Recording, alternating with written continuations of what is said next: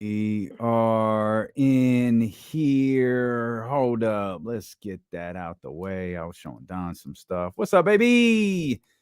What's good? What's good? Yes, indeed. What up? Hey, man, it's a victory. It's a victory. What day is today? Tuesday? Tuesday, man. This is kind of what we do Kinda nowadays. like the beam. You know what I'm Kinda like the saying? beam right there, baby. Come on. It's kind of what we do nowadays around here. Listen, I'm gonna need y'all to act right today. I know everyone's all giddy and laughing because Ricky Starks. I'm gonna need y'all to behave. Straight up, I'm gonna need y'all to act right today. That includes you. Hey, man, that includes all of you. I'm here. What did somebody said it? Where is it at, man? I can't remember, man. But somebody's like, I'm gonna just have to leave the screen at some point, so it could be the D-Lo show. I have to leave the screen. Oh man, there ain't nothing to stress over.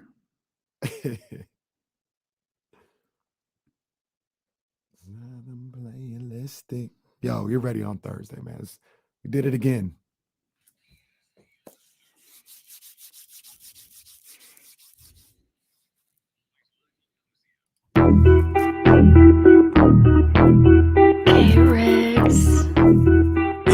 Yeah. We got them screaming D-Lo, KC, D-Lo, KC, D-Lo, KC, D-Lo. We got them screaming D-Lo, KC, D-Lo, KC, D-Lo, D-Lo. We your number one spot. We your number one spot for some sports, huh? Got the city going crazy when we work, huh? We top two, but we ain't two, we in first, huh? And when you need the real, we is who you search, huh? D-Lo, KC, D-Lo, KC, D-Lo, KC, D-Lo. We your number one spot. Let's go, baby. Yeah. It's Victory Tuesday. Come on, man. Let's get it. Hey. Sacramento Kings win again for the 38th time this season, young Zale. Let's hear it, baby. They do not know what Sacktown brings. When on the low, that's a Sacktown thing. Talking about us, it's a bounce out thing. Must they forgot we some Sacramento Kings. Whole squad going crazy, yeah, we back with it. Northern Cali going crazy, one sack winning. If you doubted us, then ain't no back spinning. This is real right here, ain't no catfishing. So tell me what you see now. Coming down the lane off the rebound. It's 9-16 now. Look toward the sky like the beam now. Tell them like the beam. Let's go. Welcome in here to the Tuesday, March 7th edition of D-Lo and KC. I'm Damian Barling. Acknowledge me. He's Kenny Caraway. Yes, sir. Acknowledge me. Come on, man. I'm going to tell y'all something. Come on, man. I'm going to need y'all to act right today. No. I'm going to need y'all to act right today. Somebody at some point, take me off the screen. AEW, just them two. AEW superstar Ricky Starks is going to be with us coming up in about 50 minutes. Now I'm going to need y'all to act right. Don't embarrass, the hell with Kenny. Don't embarrass me. We've said this before. The guests can see the chat. We're going to need y'all to act right today. And I know I have a feeling it's going to be one of those days because Ricky Starks is here. Jason Jones is here. Yeah. And now it's Trysta Tuesdays. Yeah. It's going up today. It's going up. We've taken Tuesdays to a whole new level by adding Trysta Krick to that 2:00 slot. So Trysta will be with us at 2, and she'll finish with we'll say goodbye when she's done talking. That's kind of what we do. Yeah. We set this up because she works like 6-7 days a week, and she was trying to move all her interviews to one day or all of these. She does interviews with everybody else. She just hangs out with us. I was like, yo, you're like the fourth person on the show. Like, you're not really a guest. So what do you want to do? She was like, well, can we do it Tuesday? But I'll just make it the last interview so we just hang out. So she'll be with us at 2:00. Nothing in terms of content is going to change. Trysta is going to be just as turned on a Tuesday as she is on a Friday. I've already gotten like 7 texts from her. Trust me, she's going to be just as turned on a Tuesday as she is on a Friday. Now, I don't know what the hell we doing on Fridays. Yeah, we got to figure that out. As we've had to say goodbye to Trysta Krick and Kyle Madsen in like the last 3 weeks. But we'll deal with that. Fridays then got decimated. Friday. They've Okay. See, this is the type of stuff we're not doing today. This type of stuff from Redacted, who's on youtube.com/ESPN1320, says, damn, Ricky Starks is already here. That's the stuff we're not going to do today. We're going to behave when our guest joins us coming up in about 50 minutes. We'll find out if Ricky Starks is a Kings fan as the Sacramento Kings. That was a hell of a game. I actually think last night's game was sneaky impressive. It wasn't the Denver Nuggets. It wasn't the Milwaukee Bucks. Like, I get that. But it's a team that's kind of scratching and clawing. It's a team that frustrated the Kings before. Yeah. And I won't front. Like, I was sneaky impressed with that game last night. You know what last night was? And I love this about that win last night. It was just a workmanlike effort. You just do work. You look at my bad. I missed this a minute ago. The Ravens sent to the NFLPA that they have placed the $32.4 million non-exclusive franchise tag on Lamar Jackson. He now is allowed to negotiate with other teams, but the Ravens have the right to match any offer sheet he signs or take 2 first-round picks in return. What's the difference? What's the exclusive franchise tag? You can't negotiate. Oh, you can't talk to nobody else. Okay. So, and this is essentially restricted free agency. Yeah, that's what to a certain degree. I don't think with basketball you get anything in return. Right. But this is essentially restricted free agency. So Lamar Jackson will have the ability to talk to other teams, and then Baltimore will have to decide whether they'll match that offer or not. And the question probably boils down to, is there a Cleveland-like team out there? And if I'm Lamar, if I'm Baltimore, like, I'm having a discussion, like we're moving on. Yeah. We're moving on. Yeah. Like, this is a clear sign. Yeah. We're moving on. We want to make sure we get something for it. Go find you the best deal wherever you want to go. And we're moving on. I would be hot if I was a Ravens fan right now. I'd be hot. Cross is 2-6. Yeah, as my grandmother would say. There's had to have been a conversation too. Don't match this offer. Yeah, take your 2 first-round picks and leave me the hell alone. Yeah, don't match this offer. And I think Baltimore is like, we won't. Don't worry. Yeah, I think that's the case. Oh my goodness, what NFL news right there to start the show. I did not expect the non-exclusive tag for Lamar Jackson, but it's out there. We'll talk about that later. I'm sorry I interrupted you. That was a big story. That's a big story coming in. So we'll get to the Lamar Jackson news. We'll dive more into that as we roll along here. But you were saying that last night's win, what it showed. Yeah, it just showed me that when they play a team that they are equal to or better than, they're probably going to beat them. They're probably going to beat them. That's where they are. This is like strong like mid early 2000 vibes. We see games like this all the time. I remember I mentioned this earlier in the season. I think when they beat Charlotte in Charlotte, and Fox went out, and Davion Mitchell came and played great, and Deli had a call. I was like, people, these young kids, they weren't outside at the time in 03, 04, 05. It wasn't always Bibby in the lineup, Peja in the lineup, Weber in the lineup. There were times when Peja was out, Weber was out, Brad Miller was in instead of Vlade, and these guys had the gut out wins with Keon Clark having a big game, Jim Jackson having a big game, Anthony Peeler having a big game. Like, that's what would happen sometimes in some of these games in the early 2000s. And that's what last night reminded me of. It was like, we're just too good. We're too good to slip up in these situations. Not that, we're this finals team. I'm not saying that. I'm just saying we're better than that. We're better than that. We're past that. We're better than that. And while it was, a little dicey early, they pulled away, and they pulled away in a major way. That was a 20-point victory, essentially. Yeah, and there's a specific point where I felt like the game just completely shifted. And we'll get to that here in just a few minutes. Obviously, De'Aaron Fox didn't play last night, but still an incredible outing. Another round of fig and vine flowers for Davion Mitchell and his ability to step in and step up now for a couple of games in a row without De'Aaron Fox. Overall, I think Davion has played really well lately, but particularly in the games that don't have De'Aaron Fox, he has stepped up and reminded anybody who might have thought he didn't have a place on this roster that he, in fact, does. And one thing that I think he's made an effort at, we talked about how aggressive he was out of the gate in the last game that he started.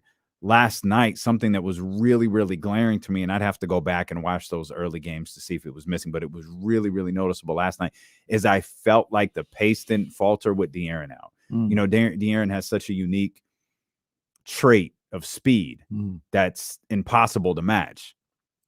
And while Davion is quick in his own right, it often felt like he pushed the tempo, but maybe not to the same rate that De'Aaron Fox could. It felt like he was doing that last night. Like he was channeling his boot. The kids would use a video game controller analogy, but I don't know what the speed booster is on a video controller. Boost the speed, you know. I just don't know what R2. The R2. Okay, he hit the R2 button and went at it. What was your speed boost? B? Yeah. That's probably the last. It's probably the last video game console. You said you were Super Nintendo though, so you had. No, X I and was Y. Sega. Yeah. Oh, okay. I was Yeah, we Sega. have the same. So it's just. A, but B, I and was C. Sega like late though. Like I didn't have Sega when it was new. I Sega late. Well, I mean, Sega Genesis. Yeah. That one. Yeah. That's what I had. I think I had a place. I had Raw as War. What was that on? That was on PlayStation. Okay, so I must have had a PlayStation 2. That was probably after PlayStation 2 came out. I probably had like the, $49.99 PlayStation. That game was so anticipated by me. When it came out, I was in like South Carolina for a family reunion and I didn't have my console. And I went to the Target in South Carolina, bought Raw as War, couldn't play it for 3 or 4 days. And had it for when I came back. Very nice. That's how bad I wanted that game. 7 guys in double digits last night for the Sacramento Kings. And probably the most stunning number of all, 39 assists. Wow. 39 assists on 47 made field goals. Will Z says the team is 16-2. When they have 30+ assists. That ball, what they said, the ball had life. The ball had life last night, moving that ball around the perimeter and sharing the ball with each other. And it goes back to the guy that you were just talking about. I thought Davion was in his bag with every way that he played. He was hitting shots, obviously being aggressive that way. But, he was pushing the pace like you mentioned, found, guys within the offense. I know specifically they had a great pass to Metu, a little alley-oop pass in the post late in the third quarter, I think it was. I thought he was the catalyst. And then obviously you have triple-double Sabonis. I mean, come on. This guy is who he is. When you talk about De'Aaron's him, so is Sabonis. Yeah, we got so is Sabonis. So what you're saying is we've got 2 hymns. We got 2 hymns. We've got 2 hymns. That man had 19, 11, and 11. Just casual. And Kevin Huerter, again, continues to shoot really, really well. We have some numbers on Kevin Huerter that we'll relay. And we talk about timely moments, man. Kevin Huerter, like the shots that he hit, they were huge. Yeah. Like he hit very, very timely shots. So we're just getting started. Ricky Starks of AEW joins us this hour. We'll talk more about Domas, and I want to tell you when the game shifted, when I thought the game shifted. As a matter of fact, this isn't even a hot take. The numbers show the game was done at this point. We'll dive into that. We're just getting started. We're with you for the next 4 hours. Trista Krick here with us. Jason Jones with us, coming off a live edition of J Street Vibes. And the vibes, baby. It's on the way, baby. Brad asking for it. You know the vibes, Brad. We're just getting started. Stilo and KC here on Sacramento Sports Leader, ESPN 1320. See, Carlos, y'all got to stop this. We're not doing this today.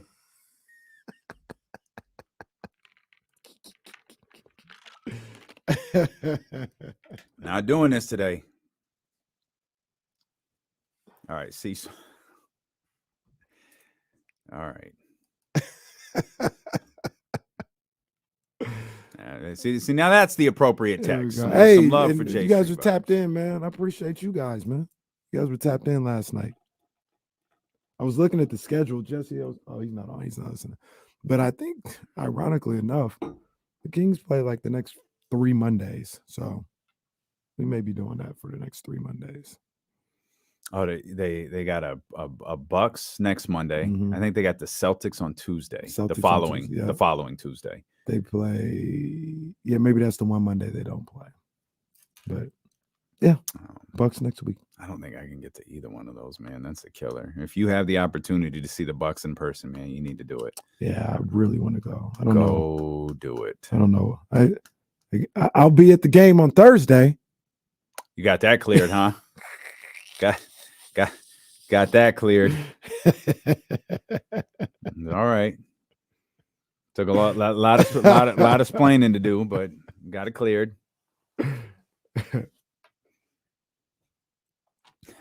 Yeah, I don't know that the feature works properly yet. Yeah, I think there's that. So I don't think the app is ready for us to do that regularly. It sounded like there was a lot of frustration the last time we did it, which I completely understand, and I sincerely apologize for. Who is this guy? Where'd he go? I don't know. Damian. He disappeared somewhere between there and there. So he must be in Aaron's office or Stacy's office. There's always randoms here. Always. Always. Randoms. Oh, maybe he was dropping something off. He bolted out of here. People really do just be walking in here. Mm-hmm. Nobody bats an eye except for us. No. I don't know that anybody sees it. No, Molly just keeps on working. Catalina keeps him. It's whatever. Some random in here. Yeah.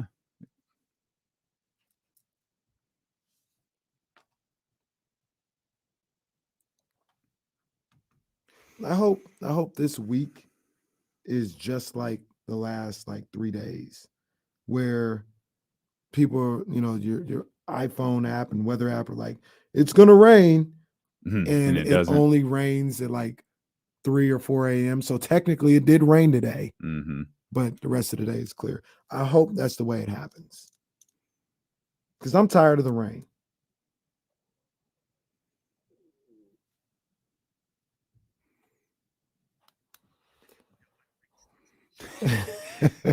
Great producing right there.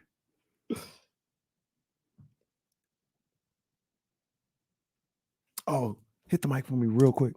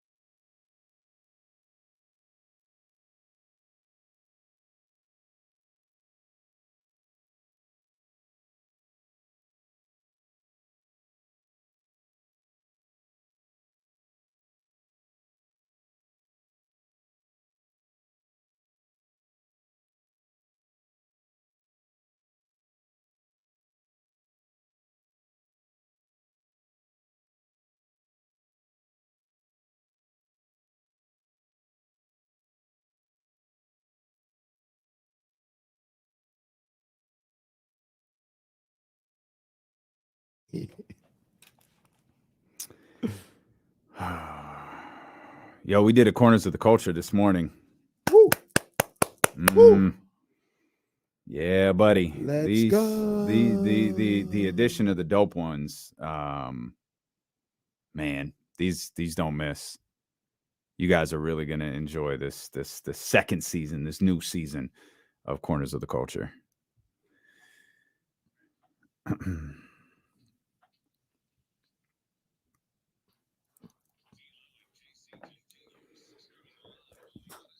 It's going to be an interesting day in the NFL for sure, with the news from the Baltimore Ravens. They placed the non-exclusive franchise tag on Lamar Jackson, leaving him free to negotiate with other teams, you're going to see a lot of stuff about who is and who isn't looking to pursue Lamar Jackson. And Diana Rossini tweeted just a few minutes ago, the Atlanta Falcons will not be pursuing quarterback Lamar Jackson, which it's a bold move for the Atlanta Falcons, but like, all right, we'll see how that goes. Who does pursue them, including a team that formerly used to be in Oakland? I'll be curious to see who's in and out on this. They got to be in on it. If you're the Raiders got to be. And it sounds like there's some validity, there's some validity, which is funny for so many reasons. We'll talk about all this stuff later. If you're the Raiders, I know what you would do, but like take yourself out of Damian Barling's shoes for a second. If you're the Raiders, do you go after Lamar or Aaron Rodgers? I'd go after Lamar Jackson. Aaron Rodgers is 40. Like, what are we trying to do here moving forward? That would be my trying question. To win right now. Not saying you can't with Lamar, but you got Aaron and Devontae. So, but the consequences of winning, is it so? And I guess like you've talked about this with the 49ers. If you go get Aaron Rodgers and you get him for a year and you win, and then you're just decimated for the next 4 years, doesn't matter. Nobody cares. Nobody cares. I would go after Lamar too, but I could understand them. We don't like them, but I can understand them going. No, I get it. I feel. I still think I'd go Lamar, but maybe I can't. Maybe I can't separate the art from the artist. Apparently, I can only do that with Kanye. I literally can't do it with anyone else, which is so absurd. Chocolate Factory? No, I can't. Which again, it speaks to how ridiculous this whole notion is. Kanye came on, man. Oh, that verse on Click is nice. Well, Bump and Grind came up. You listen to it? Ugh. It literally is. It literally is Chris Rock special. And to be selective fair, outrage. I don't want to disrespect anybody, but they did kind of do different things. They did, but don't freak. Like Kanye's gross, dude. I right. was having conversations with people and I understand how Jewish people feel about Kanye, and you're perfectly. Kanye told me slavery was a choice. Yeah. You're gonna have to miss me. I'm with you 100%. Yeah, you gonna have to miss me with that. But I can't separate Aaron Rodgers. I don't like the dude. I don't know what to do. And apparently, the Jets is a real thing. Oh yeah. What? The Packers are done. So with that's him. what Packer quarterbacks do is they leave the Packers to go to the Jets. That's what it seems like. All right. Hey, can't wait for him to play for the Vikings. Speaking of Jesus of Vegas, congratulations in order to the Wallers. Oh wow, yeah. Kelsey Plum broke hearts all around the world with that one. Surprised the hell out of a lot of people. Oh man, that was indeed. Sitting there like the Wire. Yeah.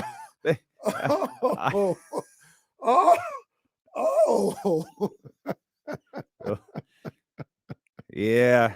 It was a surprise for sure. Yeah, for them. I mean, I knew he had been at the games and stuff. I thought they were just At first I hear like, they're engaged. Like, oh, I didn't know that. And then the wedding picture was posted the next day. I'm like, wait a minute. How long did they just say skip the engagement? Let's get married? They're in Vegas. They are in Vegas. Boy, you posted that clip of Jagged Edge singing Let's Get Married at Teddy Long's never wedding. Seen that. Somebody said that was the blackest moment in WWE history. Do you remember that? I had never seen that. I might have been. I remember when it happened. Yes. I don't think I was like locked in. I think I read Jagged Edge is on SmackDown. Sorry, what? What? Yeah. I had no idea. I had never seen that. I don't know if Jagged Edge is here, but I know. Oh. Hey, yo. Girl, let's go to the playoffs. Ooh. I just want to go to I'm trying to hit stop. The remix. I'm trying to hit stop. Hey, man. Girl, let's go to the playoffs. I just want to go to the play. Meet me at Doco in your gray jersey. I was telling the guys before the show, I did some math. I ain't gonna do it on the show though. Well, what you do that for then? Because they just know I'm doing math. Leave the math to Wills. Just know I'm doing math out here. Either way, the math that I am doing is 123, Mm. 108. Mm. Kings beat the Pelicans last night. 40. I need that beat, big dog. Yeah, man. I got straight in the booth after what happened last night. So it was just intoxicating. I was feeling real good about myself. Let's get at it. Look, 1 a.m., 2 glasses of white wine. Look, I come alive in the nighttime. Got this game on light. Yeah, it's all mine. They're the winner. Still summertime fine. Team effort versus the Pels for the win. Kayvon is the fiend. Somebody let him in. Triple-double for Sabonis just a Monday. Willie Green about to go cry in his Hyundai. Hey, Whoa. come on, man. I said Willie Green about to go cry in his Hyundai. Whoa. Come on, man. Hey, Unnecessary. Willie, you know I got love for you. That shot wasn't a shot at all. It's just hip-hop. Corner to the culture on Thursdays. Yeah. It was uncalled for. Well, it's just hip-hop.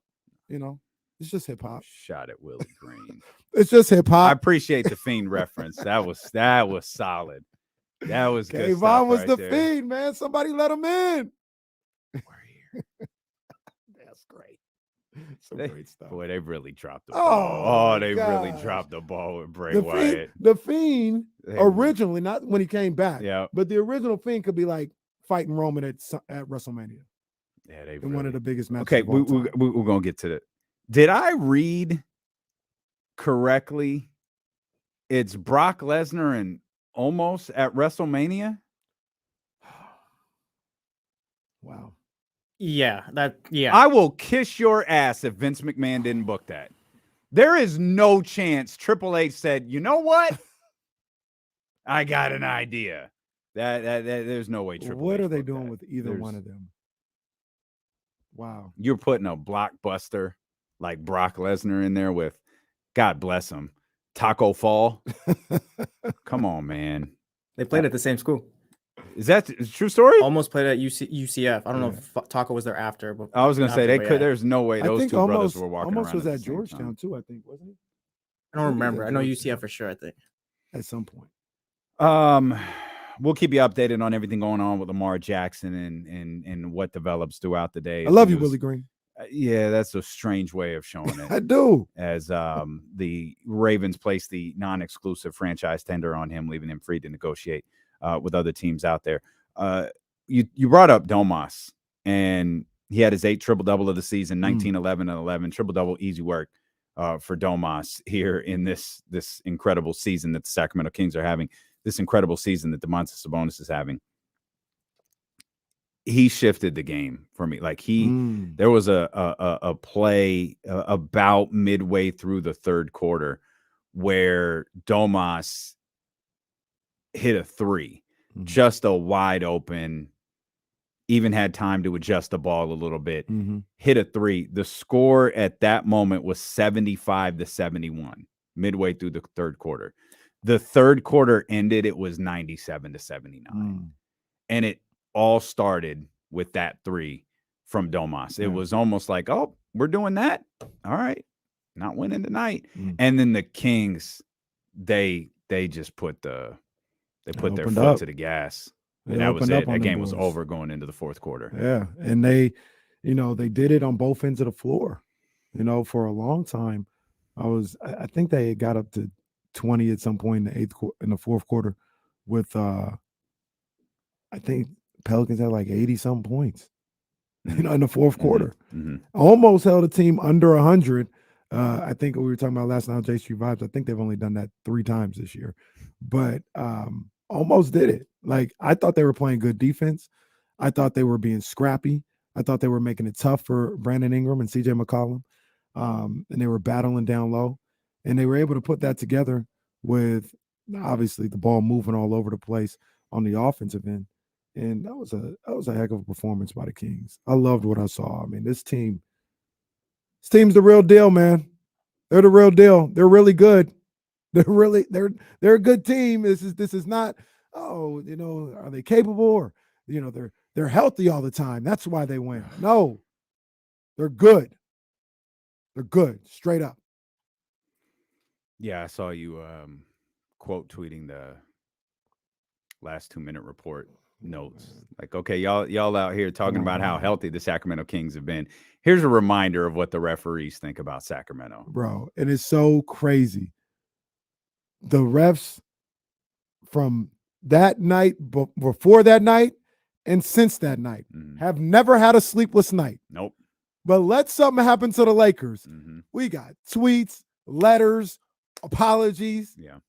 And Laker fans, because I got a couple in my life. The commissioner was asked about it. The commissioner. They had the nerve. Laker fans got the nerve, the audacity to sit up here and talk about the Kings are cooking because they healthy all the time. Sit your ass down. Like, bro, and I got love for my people. I got people that are my people. Like outside of basketball and fandom, those are my people. But y'all got to sit your asses down with that one.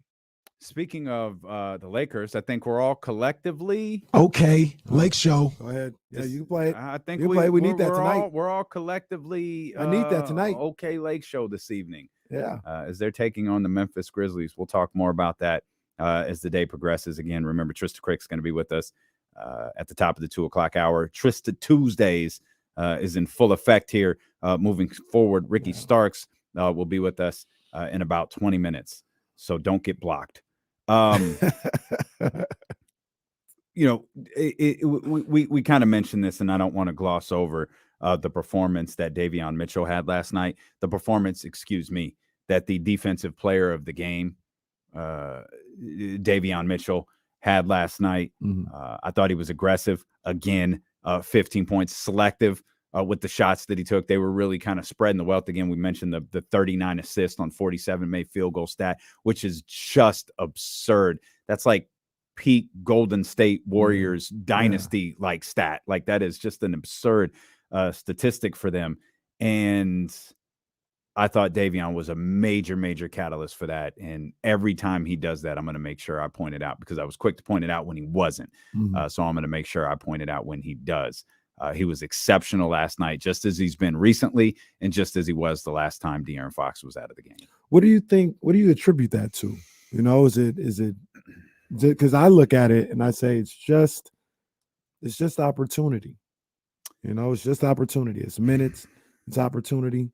And I think that has everything to do with the performance, right? Like Jason, the professor, was talking about it last night. And he's like, say he plays like 12 minutes in a game. Like that's 5 to 6 minute spurts in each half. Like there's only so much you could do in that time, especially when you're like the third or fourth option coming out there. Now, I know part of some of the things that you talked about with Davion is just taking care of the basketball.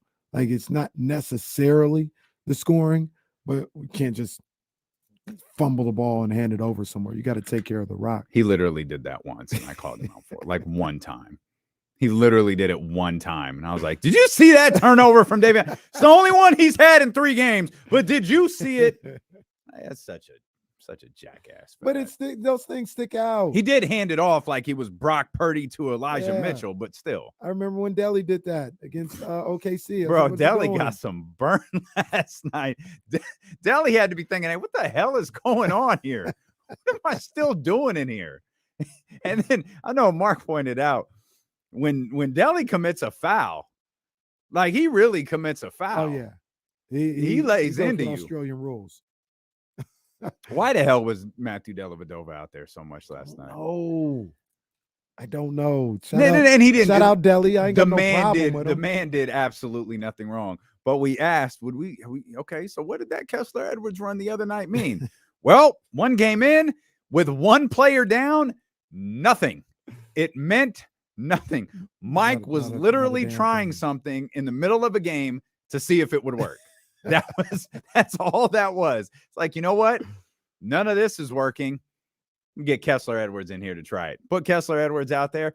Cool. I think it worked to a certain degree. Sit down, kid. We'll find out the next time we'll see Kessler in about 2 weeks. I guess. Yeah. Welcome. Delly was out there playing. He was damn near Donovan Mitchell out there.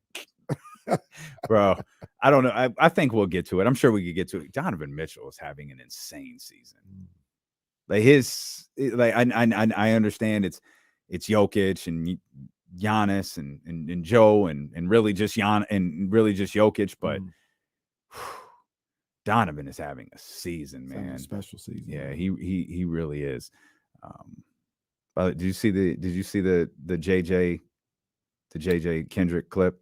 No, I Oops. did not. JJ accidentally aligned himself with the wrong people. Wasn't his intention. Was not his intention whatsoever. He was trying to make a point on First Take and about the things that they do on First Take. But when you cut something, as we learned with the 18-second Giannis clip from the Daily Show, it's going to circulate the way you want it to. And that clip of JJ Reddick is circling in circles that I don't think JJ Reddick wants it circled in. Damn. But that's the dynamic when you have a white commentator talking to a black commentator. What'd he say? JJ, so it stems from the Giannis Jokic stat padding thing that started. Little Elvis Presley looking somebody. It was what started all of that, right? Yeah. And Kendrick's point was, you're quick to criticize Russell Westbrook. You're quick to criticize Giannis Antetokounmpo.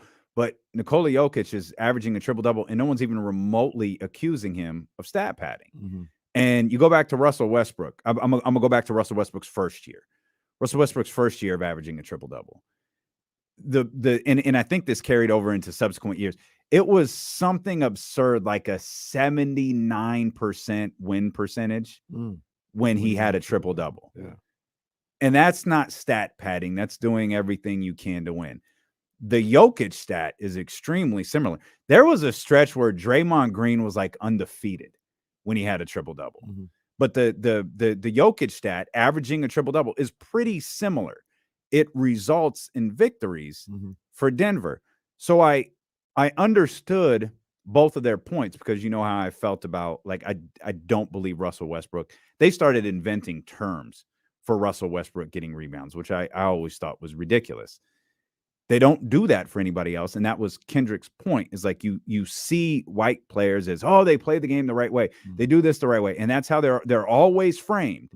And Kendrick brought up something that why wasn't Giannis considered a candidate for a 3-time MVP when the year he had for what would have been his 3rd MVP was better than the previous 2?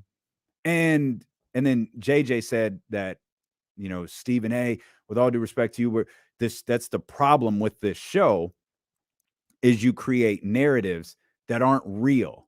That's the clip that got cut.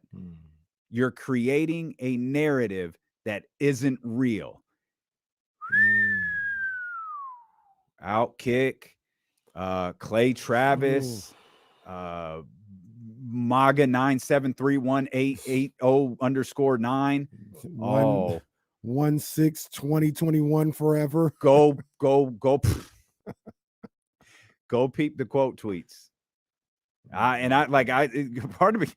Part of me felt bad for JJ. I was like, this is not what JJ wanted. And I knew it I knew exactly what JJ was saying, because I just saw it from Awful Announcing. And then it like blew up.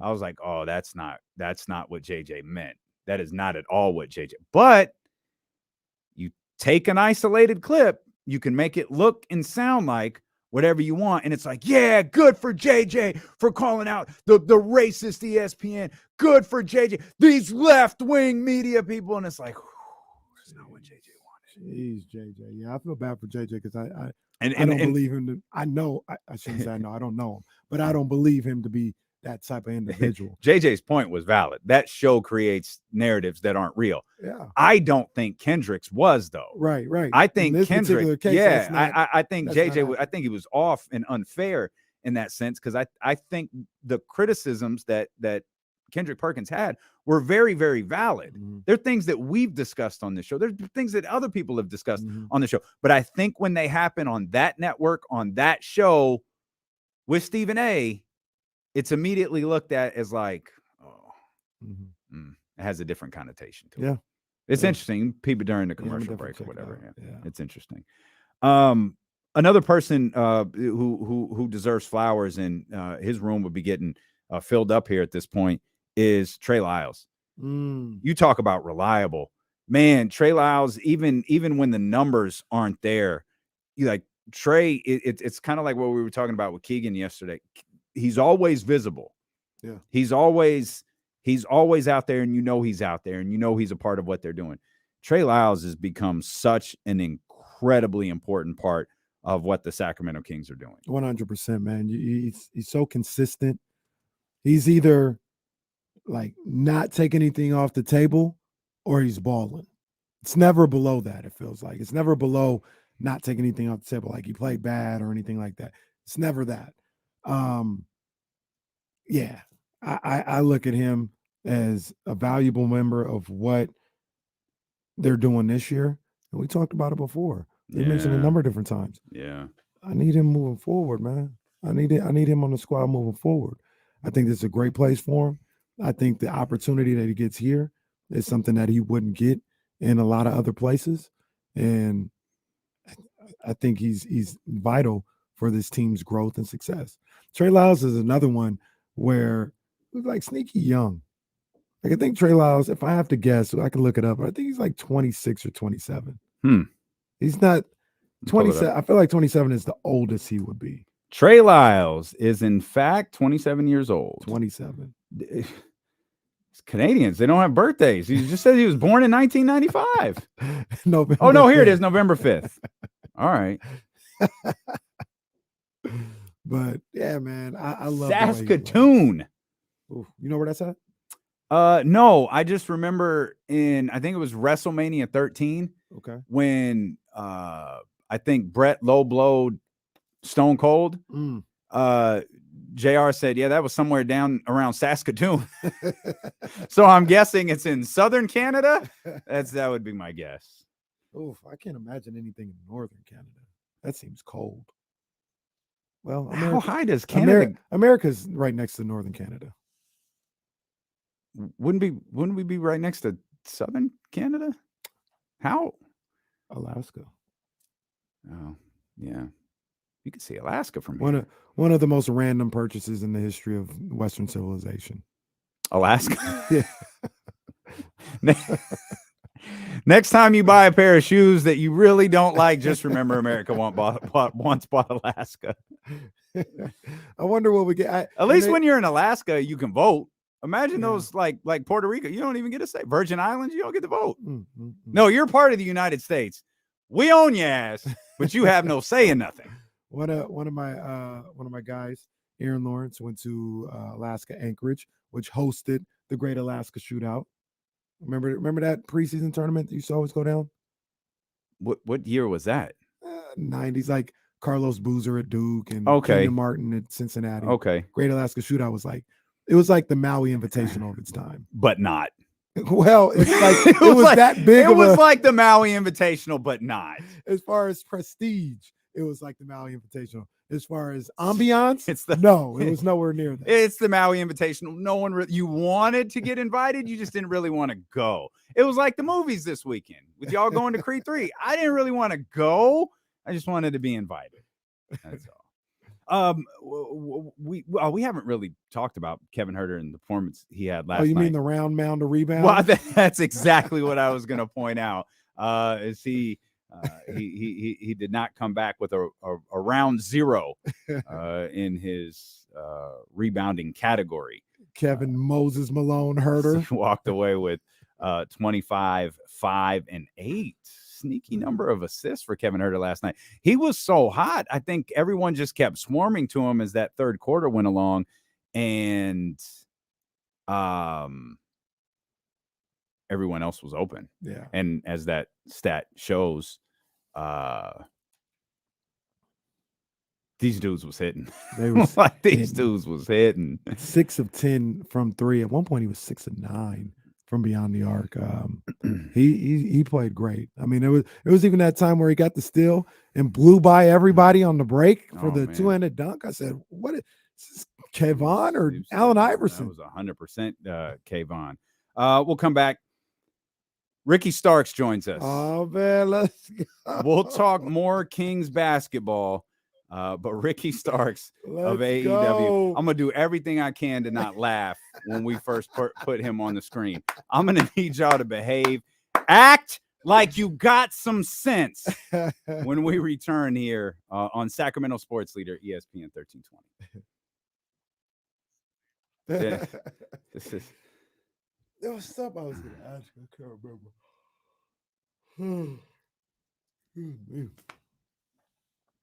Damn, that's ridiculous that I can't remember.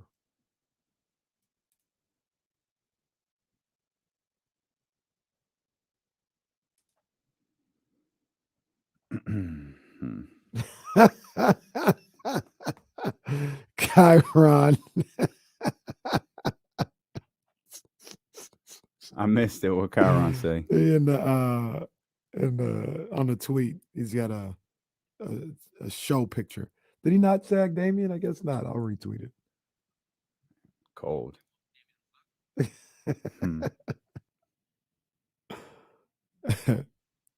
Oh, that's what I was going to say. Damian, when you get a chance, can you unban NBA Young Code? You guys. Who did that? You guys. Come on, man. You guys can't be banning people. Like if you want to put them in timeout, which I don't even advise, especially for day one like Young Kobe. Young Kobe, he be talking his talk, but come on, man. Don't. Who did that? Him. Somebody I think it was definitely Ramsey. Ramsey, come on, man. Don't ban That's no guy. surprise. Ramsey banned Deuce once. All timer. Like, it's probably the most. He just banned Deuce. Like, I remember like watching that. You guys were talking to somebody. I was just watching the chat messages. They were going at each other. It was top 2 day all time in Dealer KC. Ramsey, man. No, bro. Stop, man. You can't be banning Ramsey, people, bro. You can't do that, bro. Come on, man. You can't do that because it takes me an incredible amount of time to find him. And yeah, you can't do that. Don't ban him. I don't even advise the 5-minute timeout. But if you feel like you need to do something, do that. You can't ban the guy. Hey, there's Poker Pro Eric. You're still banned. Yeah, keep that one there. Yeah, it's still there. He's retweeting JJ Reddick today. Keep that one there. I'll find you, Young Kobe. Poker Pro. Hey, I'm gonna get you out. I'm gonna get you out, Young Kobe. I'm gonna get you out. Hold on. Young Kobe just sitting there with his keyboard waiting to be free. He's just waiting to be nice. I got you. I got you, Young Kobe.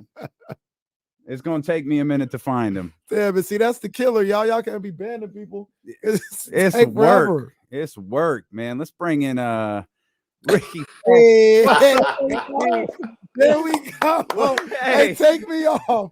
Take me off the screen. Let's go. Why are you wearing? Let's go. All right. Yeah, man. So Listen, if I have to vanity search myself one more time on Twitter and see my face and your face side by side, I'm gonna be fucking angry about it. oh man. So okay, we're on the live stream. We're not on the radio yet. Look, I'm sorry about that. That's one particular individual. Yeah, do you know somebody named Chris, and do you give him these gifts? No. Gifts to Ricky stuff I've never seen before. Hold on 1 second, Ricky. Hold on 1 second, Ricky. Hang on.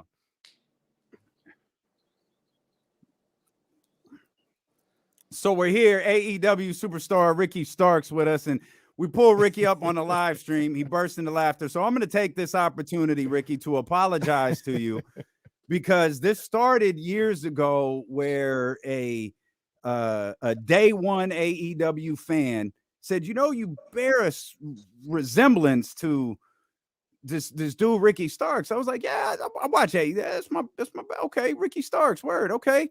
And then it evolved in like you bear a resemblance to Ricky Starks to you're like Ricky Starks is like long lost brother. And my sincerest apologies for the amount of times that your name and tag is used in something in reference to me. Honestly, I find it so funny because I feel like every light-skinned dude with a nice fade haircut is automatically we just brothers or doppelgangers. See, that's how these dark-skinned dudes act, man. That's Yeah, what it is. exactly. So honestly, I'm glad we can finally meet because I won't even front. It is kind of weird. It is kind of uncanny. It is kind of uncanny a bit. You know what I'm saying? If your people came from New Orleans, let me know. There may be some type of history tree. The funny thing about all this, me on the next commercial break. The funny thing about all this is Ricky. I don't know if he told it to Jesse or whatever, but he sees this stuff. Like he's aware. Like so many times with a guy like yourself, Ricky, we like, oh, it's just going into the ethos. They don't see this stuff. Ricky's like, no, I see this guy you compare me with all the time. I've been aware of this for so long. So when my PR team hit me up and said, hey, do you know that? I said, oh my, you can read the text in all caps. I said, yes, I know who that is. Because he's like, one of the hosts said they bear a resemblance to you. I said, I already know who you're talking about. I know exactly who you're talking about. I said, yes, I will do this show 1,000%. Oh man, well, we appreciate it. We're so excited you're going to be at the Golden One Center tomorrow, coming off the heels of the pay-per-view on Sunday. This is all very funny, by the way. This is amazing. Is dope, man.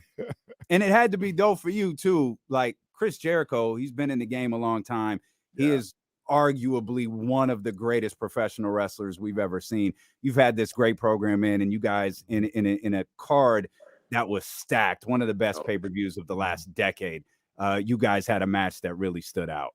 Opened the show hot with it, that was great to finally get a second win. I beat Chris before, but it was more important to beat him again, just to not only prove a point to myself, but to also be in contention for the AEW championship, because he is a former AEW champion. So to beat Chris Jericho just moves me ahead of the line, so to speak. So it was a great night. San Francisco had a really palpable type of energy out there. You know what I'm saying? It was crazy to feel.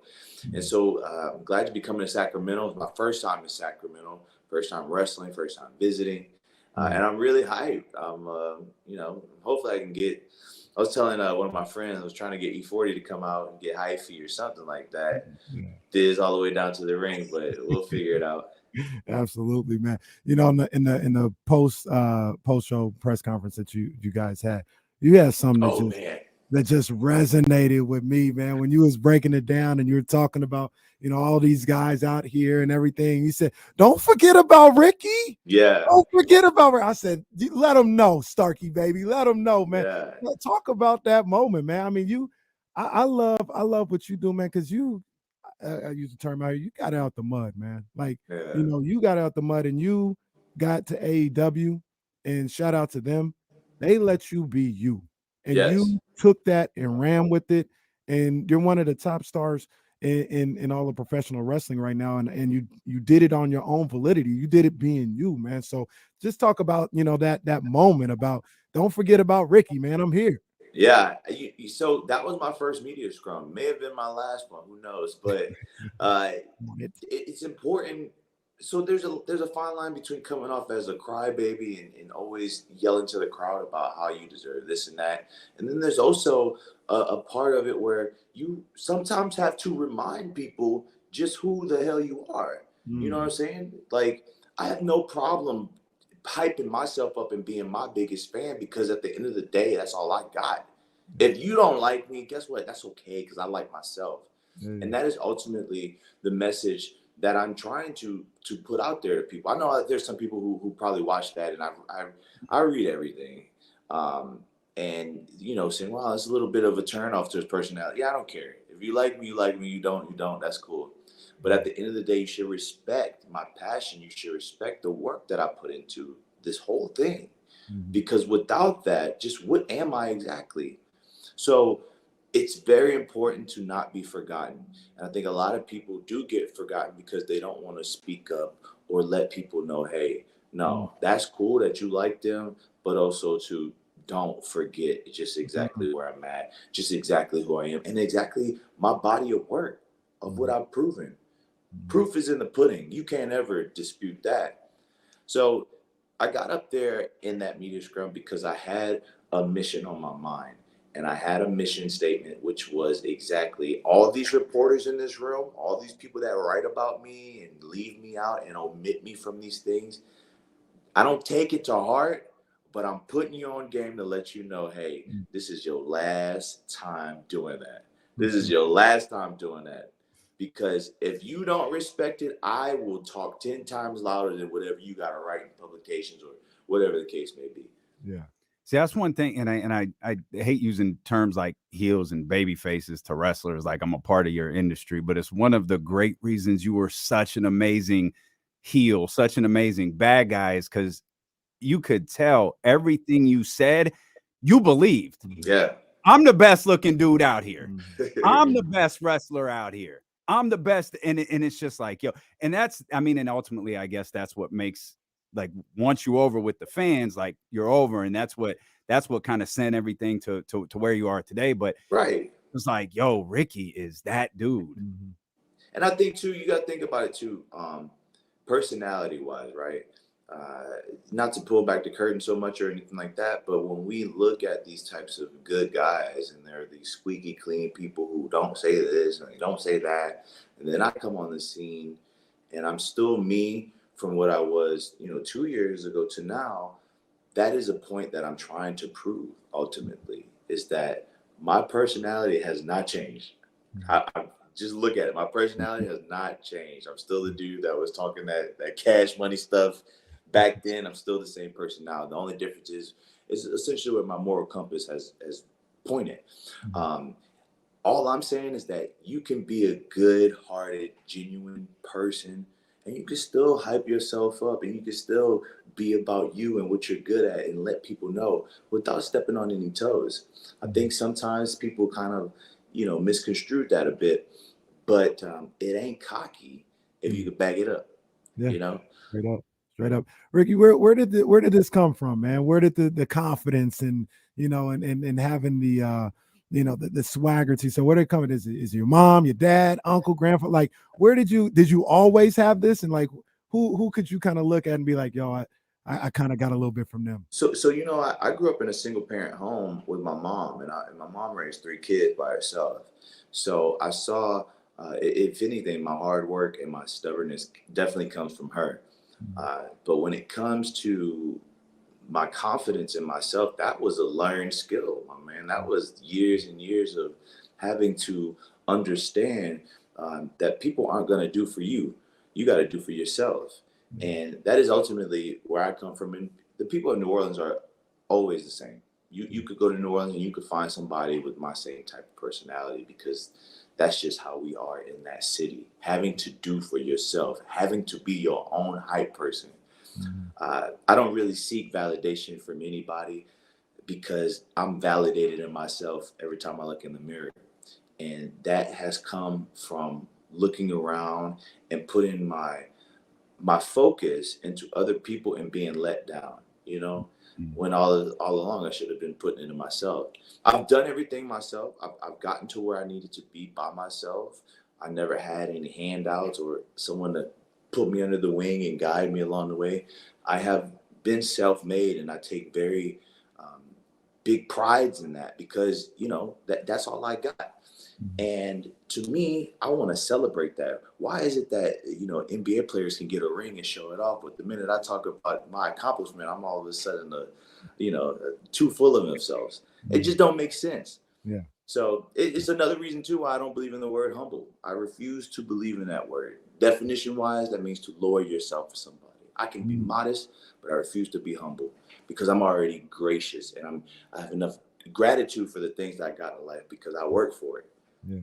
I used to be really insecure about how I looked, right? And like insecure with my blackness. And I used to always hear you talking about growing up in New Orleans. I know the feeling. Trust me. And that's exactly what I was about to ask you, because what I used to hear from like go to New Orleans, everybody looks like you. Yeah. Like you go to New York, everybody literally, it's that Creole look. It's like, and so you grew up the same way, like you had that insecurity. I grew up in a part of New Orleans where I went to, it was a predominantly black school in terms of darker skin color and whatnot.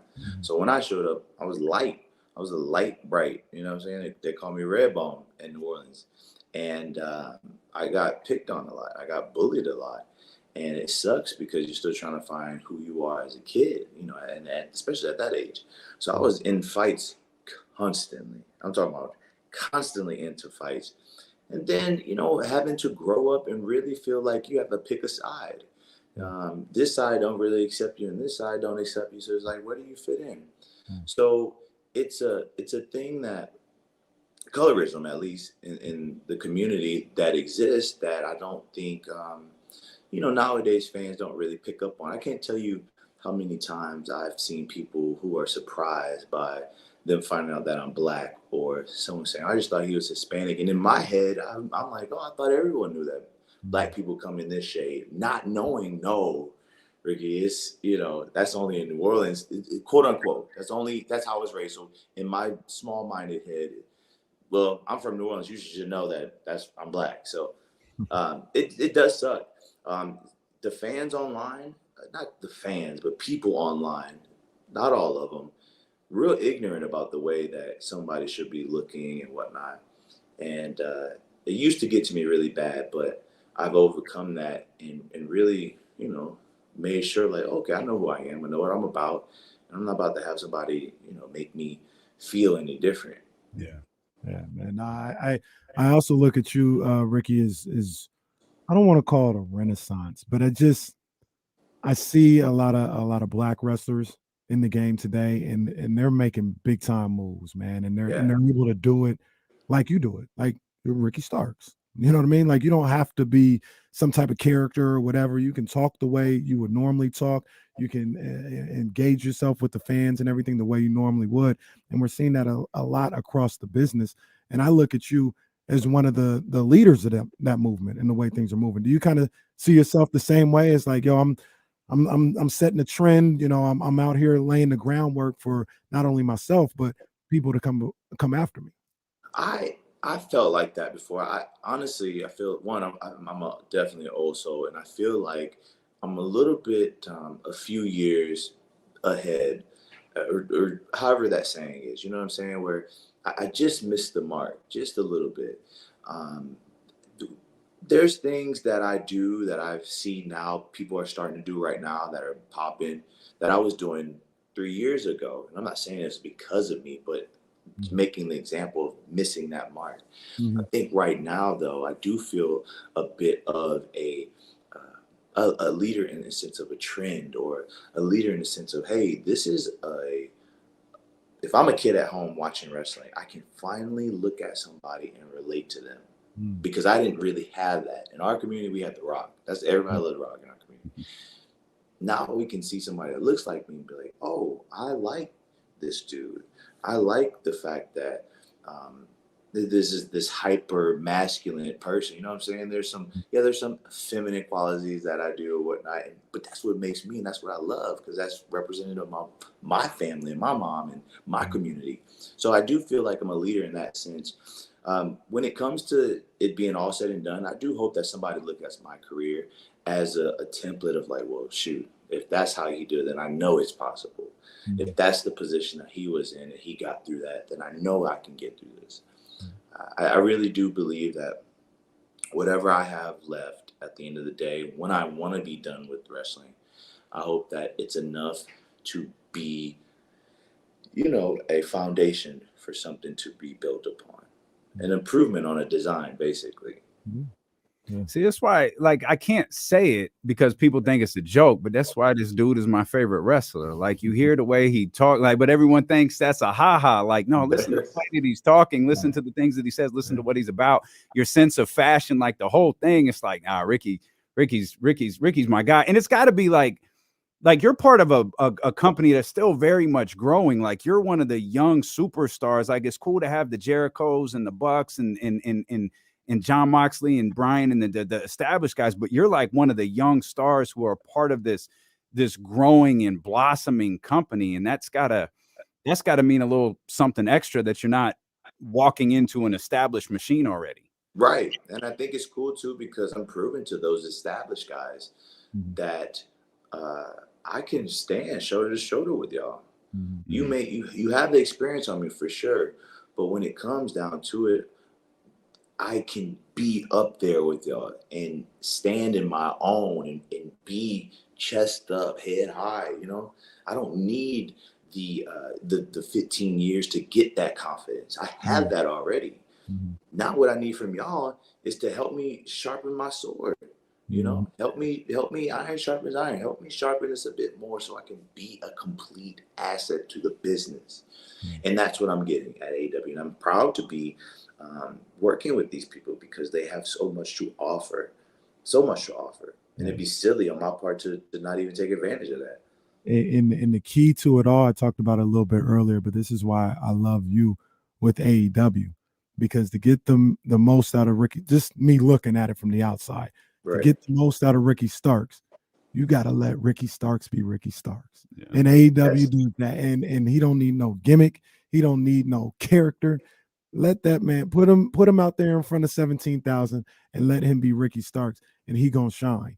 He's a star. You know what I'm saying? And AEW allows you to do that. And I love this for you. I love you on this platform with this group because they let Ricky Starks cook, baby. Thank you. And it's great too, because if there was any doubt, right? If there was any doubt, I don't know, a year ago, I feel like I've proven that 10 times over. There's times where I'm like, damn, how many more do I have to prove to somebody? It just gets to that point where I am so grateful to be allowed to be myself and to have people truly understand you. That's one of the worst things to feel in life, is to not really be understood. You couldn't even get one person understand you. That's a bad feeling.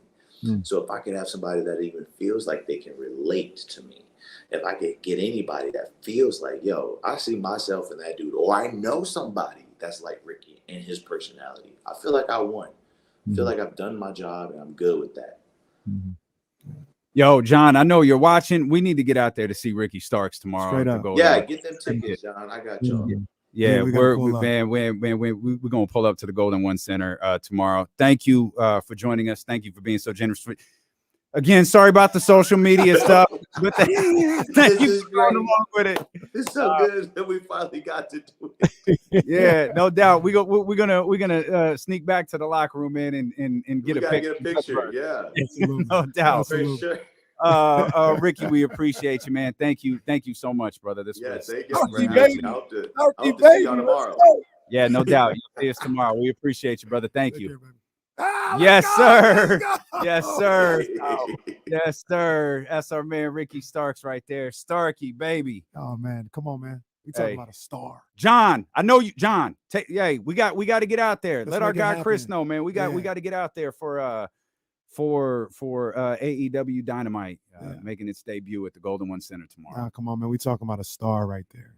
Man, that dude Starks is a star. And you know me, like I'm big on wrestling, but I'm not into the technical stuff like other people. Like I appreciate it and it's cool or whatever, but I'm more into the mic work, into the star work.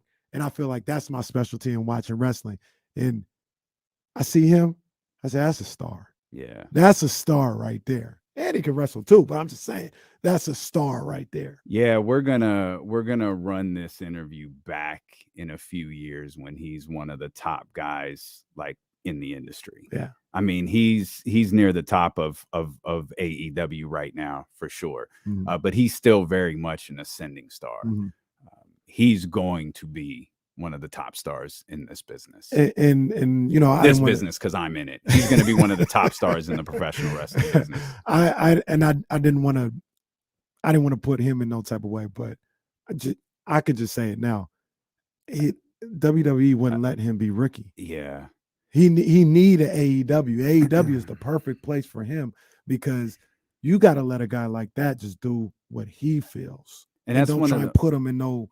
Oh, we're going to put you in this box, man. We're going to let you be this character. No, man, let this man be Ricky Starks. Yeah, and that's and you hope, like, you know, seeing the things that are going on with Cody, like the Cody stuff that we're seeing in WWE is the Cody that was established in AEW, right? That wasn't Stardust, and it wasn't dashing Cody Rhodes and all of the different elements. And there's a place in wrestling for all of those things. Yeah. But one thing is Stardust isn't going to main event WrestleMania. Right. Dashing Cody Rhodes isn't going to main event WrestleMania.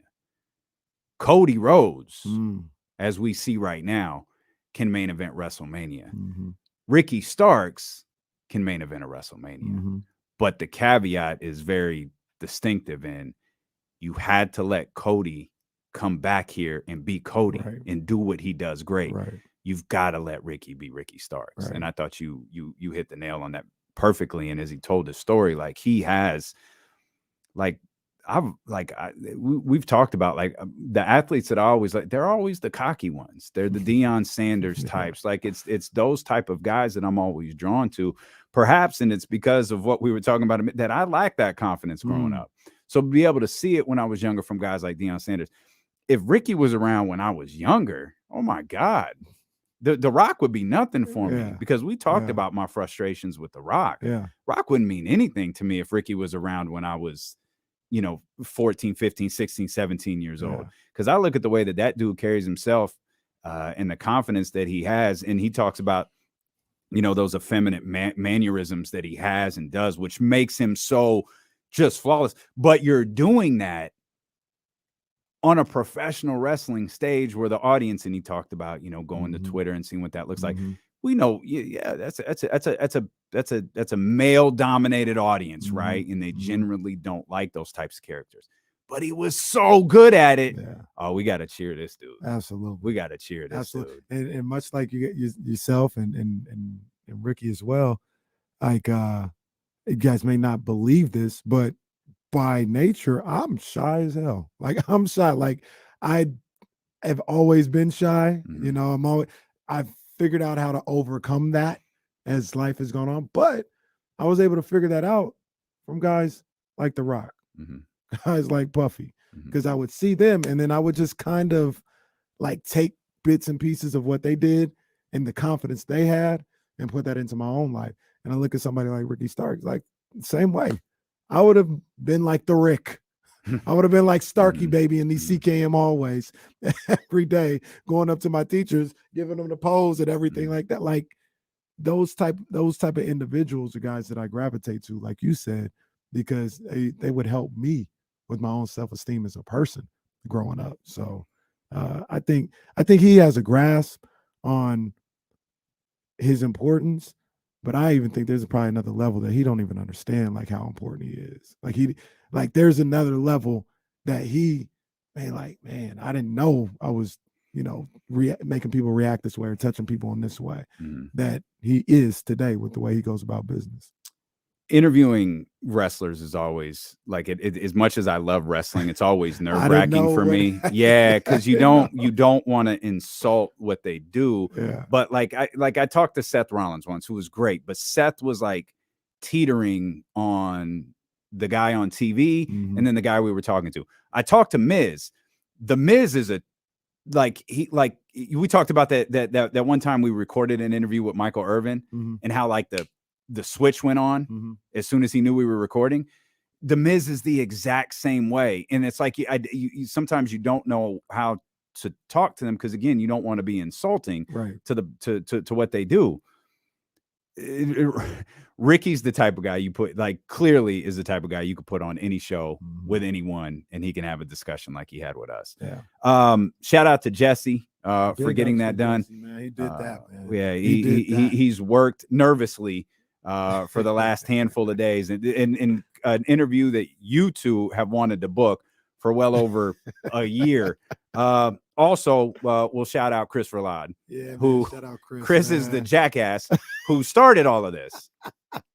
And Chris could tell this story. I don't think he's allowed to appear on our show, but he could tell this story better. He has a Ricky Starks shirt, and he wore it back in the days when Doug Christie was an afternoon show host, and Doug asked him if that was me on his shirt.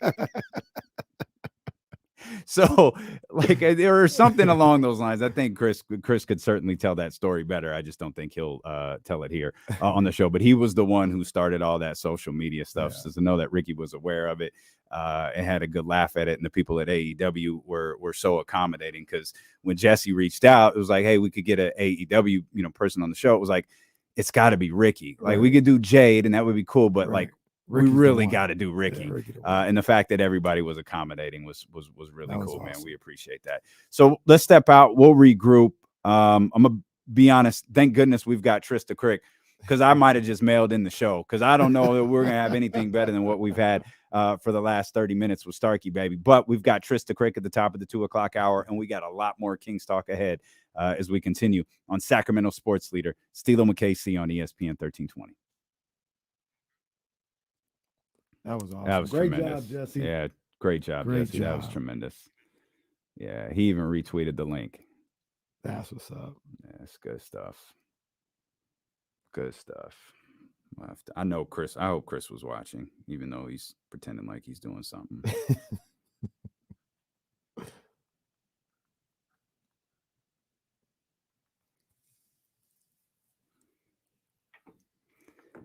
Oh.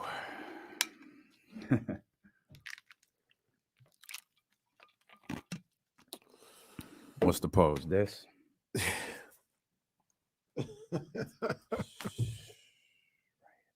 Look the other way. Look the other way. No, way. To your right. Oh, this way. Yeah. Oh, for sure. Yeah, for sure. Yeah, that's an all-timer. Yeah, that's definitely an all-timer. Did you guys enjoy it, man? Was it as good for you guys as it was for us? Question commonly asked.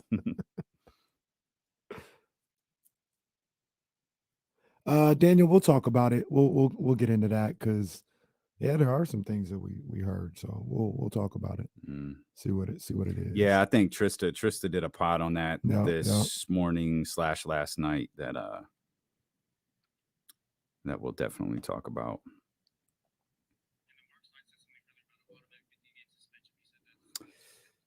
Yeah.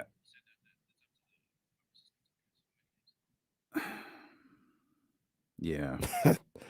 Damian can go by it. Damian can go by it. Easy work. Wait, you don't want to downgrade? Easy work.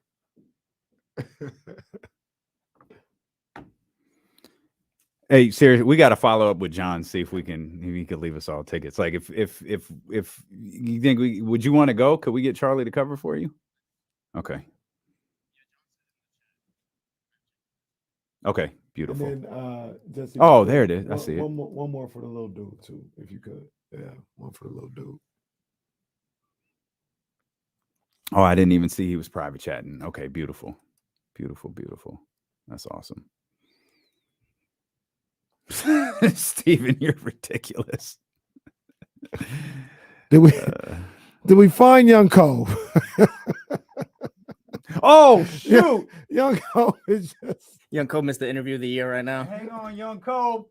Young Cole. It's the interview of the year. Hey, wait a minute. I just noticed something. Hold on.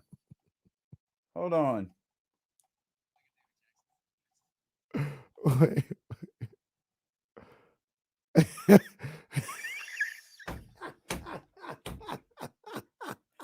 I gotta find Young Cole. You guys are jackasses. Bro, Ramsey, you need to go find him, Ramsey. Yeah. You're the one that did all this. For real. How do you ban him for life, Ramsey?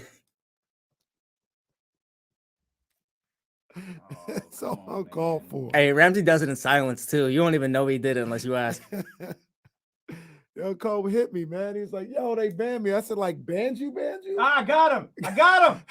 Kobe, you free. Let him know. Kobe, you free. You free, Kobe. Oh, let's go. Ramsey, stop doing this. Coach in for the 17th. Let's go.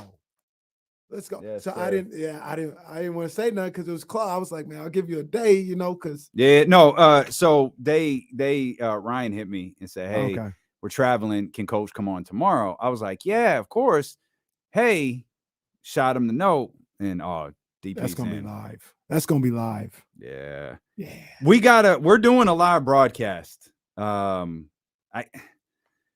I guess we can't tell you yet. I guess we've got to wait for a couple of more things to happen. Hopefully, maybe just one more thing to happen. But we are doing a live broadcast on Friday, February 17th. D'Lo and Casey will be live Friday, February 17th, and we're inviting everybody to come out. Yep. It's gonna be live. Yeah. That's Saturday. Were Were we supposed to do something the 18th? Oh. I don't want to say nothing, but Peyton, I saw this. I will be there Friday if that happens. I will be there. LeBron was. Oh, bro, he's tripping, bro. LeBron had smoke. Michael, come on, man. This ain't funny, bro. It's not funny. Michael, Kenny, man, what you doing? What you doing? Come on, man. Stop it. Did I say February 17th? I meant March 17th. I meant like next Friday. Damn. Yeah, we're planning for Black History Month, guys. We're getting we can't do a live broadcast before February, so Juju might be here too. Yeah, I might have to be there on Friday.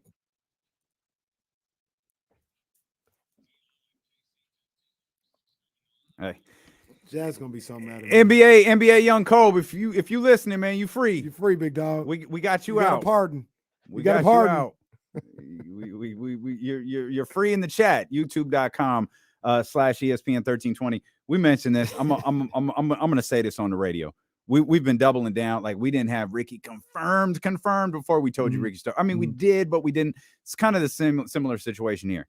D'Lo and Casey are doing a live show 1 week from Friday. Yes. March 17th, second day of the NCAA tournament when games start at 10 o'clock. We are doing a live show. Not going to tell you where yet.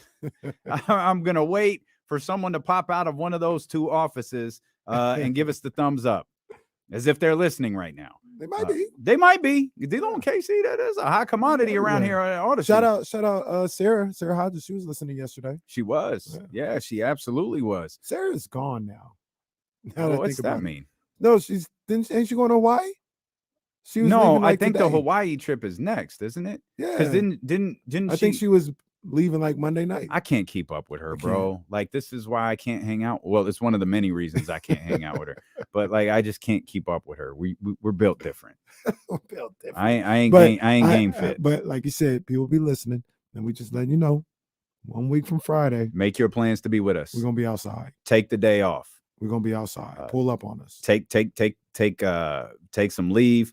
Come out. Watch hoop with us. Watch the show. Listen to the show. We've already got a confirmed guest.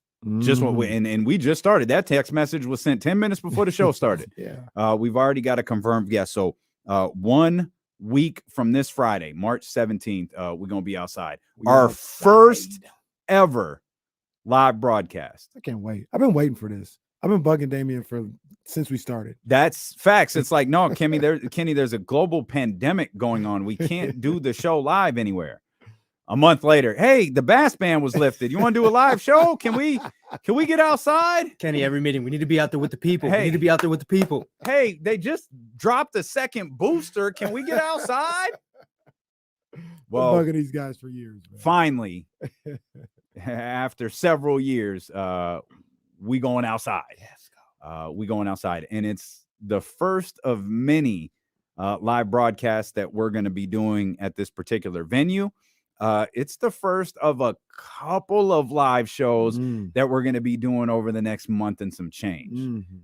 So we really going to be out there beginning on March 17th. So as soon as the boss and the other boss poke their head out and say, hey, let's go with it, we'll tell you where it's at. But if this means we have to get the Comrex, a Wi-Fi stick in the table and go stand outside, then that's what we'll do. But one way or another, on March 17th, Friday, March 17th, we're gonna be outside, a live edition of 100%. D-Lo and Casey. Come on, baby. Come forward with us.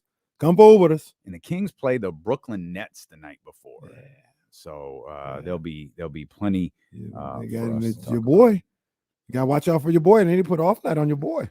Yeah, well, yeah, that's a tough matchup. That's a tough matchup. But Davion, one thing we know about Davion's capable. Speaking of your boys. Okay, Lake Wait a Show. minute. Well, I just want him to win one game. Well, but that's all right. Wouldn't This call tonight's my game. boys. Well, that's your boys for tonight. Okay. We all Lake Show tonight. I ain't mad at that. I'm not mad at that. The Lakers win, the Sacramento Kings, correct me if I'm wrong, via the tiebreaker, I think they go move straight into to the two. second place spot, the Mhm. second seed spot. Mm-hmm. Boy, we had written off the second seed for a minute, and then all of a sudden it was like, oh, it's right there. One bad week we'll slide you down to 11th. Well, one good week could catapult this Sacramento Kings team to number 2. So we're rooting. Anthony Davis, man, always been one of my favorite ball players.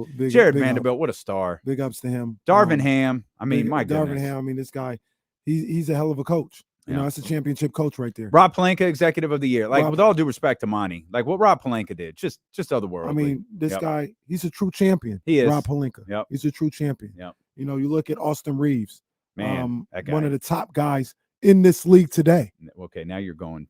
Well, I mean, he going too is. far. Now you're letting your OK Lake Show live. Like, you get Who out was a he little about bit to too fight? Oh, it was Josh Green. He was about to fight Josh Green. He was about to fight Josh Green. Like, okay, come on, man. What are we doing?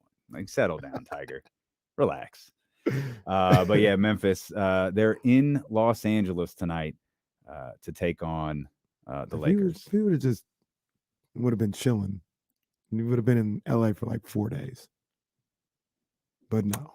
Well, no. We'll talk more about that situation involving the Memphis Grizzlies and John Morant when Trysta Krick joins us at the top of the 2:00 hour. A couple of other notes on Kevin Huerter. By the way, Kevin Huerter, the last 4 games, 23 points per game, 4.8 assists, 1 steal per game, and 58% from 3. Ooh. This dude is he's either scorching hot or ice cold. He hasn't figured out that nice warm balance yet. He's either cryotherapy or sauna. He can't find anything in the middle. He is cooking right now. And you just look, obviously I'd want it to happen in the playoffs too, but this is the time to get hot. Coming down the stretch run, trying to get over the hump. This is the time. And this is one of the things that I really believe about this team. It can't prove it until it's actually been done and been taken care of. But I really believe that they're elevating their game right now as a collective group. They sense what's in front of them. They sense the opportunity to end this streak, to achieve their goal, to get to the playoffs. They're elevating their game. A lot of people have said, hey, maybe, what's in front of them could, them nights might be too bright. No, not this group. Look at the way they're playing. Look at the way Sabonis playing. Look at the way De'Aaron is elevating his game. Kevin Huerter, you talked about him.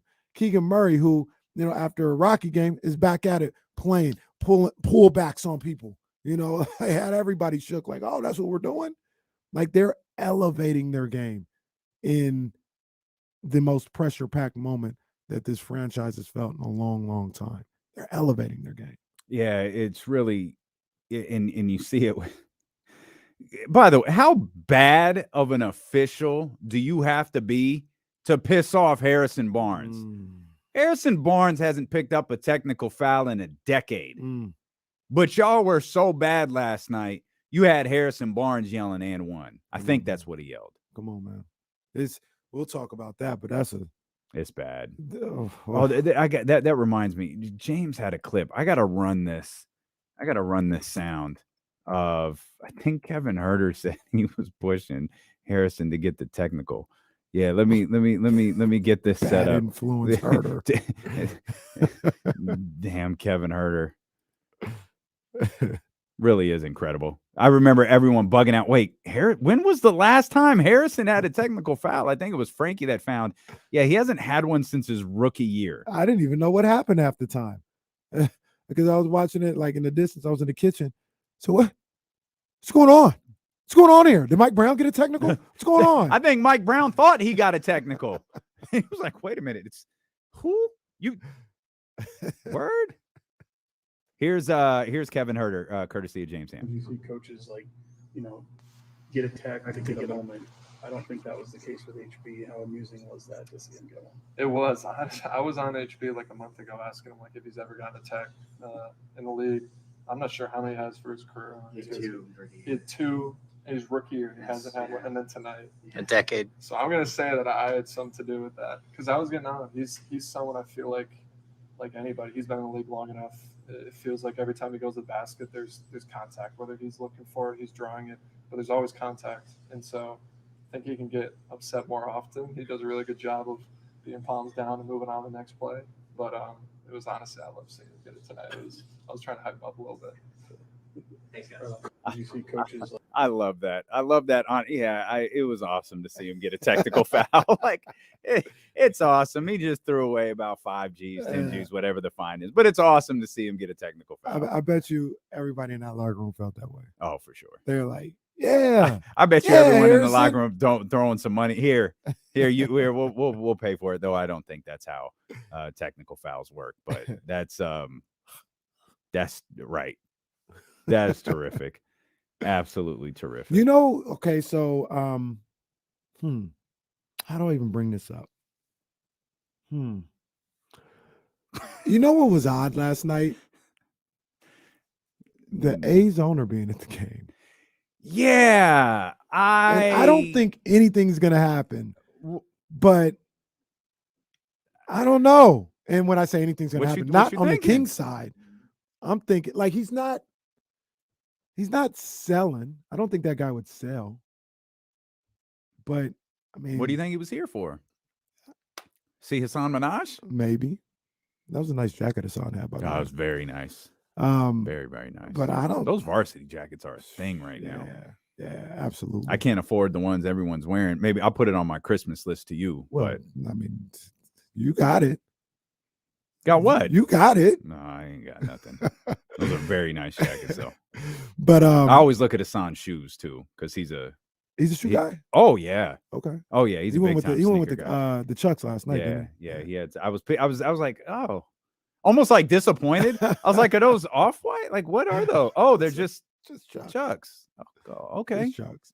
De'Aaron. He didn't I flex saw on anyone De'Aaron's last shoes night. too. You know, I'm always looking at his shoes. Mhm. I didn't like his shoes. He was wearing like some Balenciagas or something like that. I don't like those. They're like shoes. the Migo joints with the flats. Their shape's so weird. Yeah. It's that's like this. That's like a I have way too much money shoe, because there's nothing like aesthetically. There's nothing attractive about it. Yeah. It's shaped so awkwardly. Yeah. He rocking those. I was like, I don't like those. De'Aaron. But no, Fisher being there. So the first thing that came to my mind was, this is a pipe dream. I understand. Mhm. And I don't really believe it's going to happen. But the A's coming to Sacramento. Mhm. And look, they've got plans for the River Cats and all this other stuff. But it's like, part of me is like, why would Vivek buy the River Cats? And that be the move. You know what I mean? Mhm. Like that's the end game. It feels Vivek has played chess his whole professional career. I don't know why he'd buy the River Cats. I just don't know why. And then months later, you see out of nowhere, Fisher is at the game. So look, if the A's really are trying to make a move, obviously, I think Las Vegas will be first. Yeah. If they can get to Vegas, Vegas continues to want him. I think that's where he would go. But I don't know. Maybe Fisher was just. What do you think that looks? Do you think that looks like something here? Sacramento baseball, Major League Baseball for I think Sacramento. it'd be big. I think it'd be big time. I think it would be big time. I think they would. I think they would do really, really well here in Sacramento. You put anything Sacramento on a team, they gonna support. They were supporting the Sacramento Capitals. Yeah. Mountain Lions, Mountain Lions, Surge, all that, the River Rats, Mm-hmm. Sacramento Knights. I mean, different category, but the Monarchs. Monarchs was massive. Monarchs here. was A1. So I think that looks like a winner as far as like getting the most out of. Do you think that's what he was here for? Like, what do you what all kid like? So what do you think he was here for yesterday? He wasn't hiding. Yeah. He was in plain sight. It's hard for me not to think they were talking about the A's. Even if he has no intentions, and Vivek was like, "Hey, why don't you come? Can I just have?" But you 5 don't minutes think of your he's going to time?" sell? No, He's a horrible owner. terrible. Probably the worst. One of the top 5, bottom 5 worst in sports. I don't think he'd sell. I think like somebody can call in, somebody get in the chat, tweet me, tell me you're 100% wrong. I had nothing to do with that, and I'll be like, you know more than I do. But the only thing that makes sense to me is at the very least, Vivek saying, look what this will look like if you were here. Just come and watch a game and see what it will look like to be in this community if you were here. Vivek builds the stadium and owns it. I'm trying to figure out the play here for Vivek because you talk about playing chess. Mm-hmm. Well, what's the chess move here? If you're not owning the team, you got to own something, and the next thing would be the stadium. Maybe the land. Well, yeah, of course, the stadium, and then maybe there's some kind of partnership, everything there. around it. Yeah, and maybe not ownership or getting in an owner team, but some type of partnership, something in here. Because I like I said, in Vivek and everybody, they could easily we see the River Cats as an excellent opportunity to grow the brand of the Sacramento Kings. Just that's what it is. That could be the stretch case. marketing across multiple platforms, and you're all year long because you're in the summer. That could absolutely be the case. But part of me is like, that can't be the end game. That has to, at the very least, put himself in position to make a bigger move. Whether he can execute the bigger moves or not, he may be like, I don't know. But this puts me in position to make a bigger move if need be. But that's just me talking. I'm just talking on the Maybe airwaves. Vivek's buying the Daily Show. Maybe he's doing that. Could be. Purchasing Comedy Central or something. Who knows? Could be. Hassan Minaj, stay planted at the Golden One Center. Absolutely. We rock with like that. I said, Hassan, you should be there. Just like me and Hassan should be right there courtside every day. And we could turn this thing up. Yeah, no, the difference is probably with Vivek, Hassan knows how to act. I know how to act. But if we play Luke, you have threatened publicly. You nearly got Miss P arrested once for your behavior on social media. Now we got a radio show in which you say, true story. I didn't mean to do that. Man, if I was courtside, I'd be all in Devin Booker's ear. I'll be talking that talk. And look, the Kings will be lead on Sports Center. Scorch you off. Look at local radio show hosts getting into T. it. Morant over here acting out courtside. Man. Well, I mean, you already are courtside. You close enough. I mean, you can verify I was not courtside at all on Friday. No, I can't because I left, as I always do. And I told Miss P, I was like, this is good news for you. I'm leaving. Which means normally that's when Kenny goes to his seats. Kenny doesn't move to his seats while I'm there because he doesn't want to make me feel bad.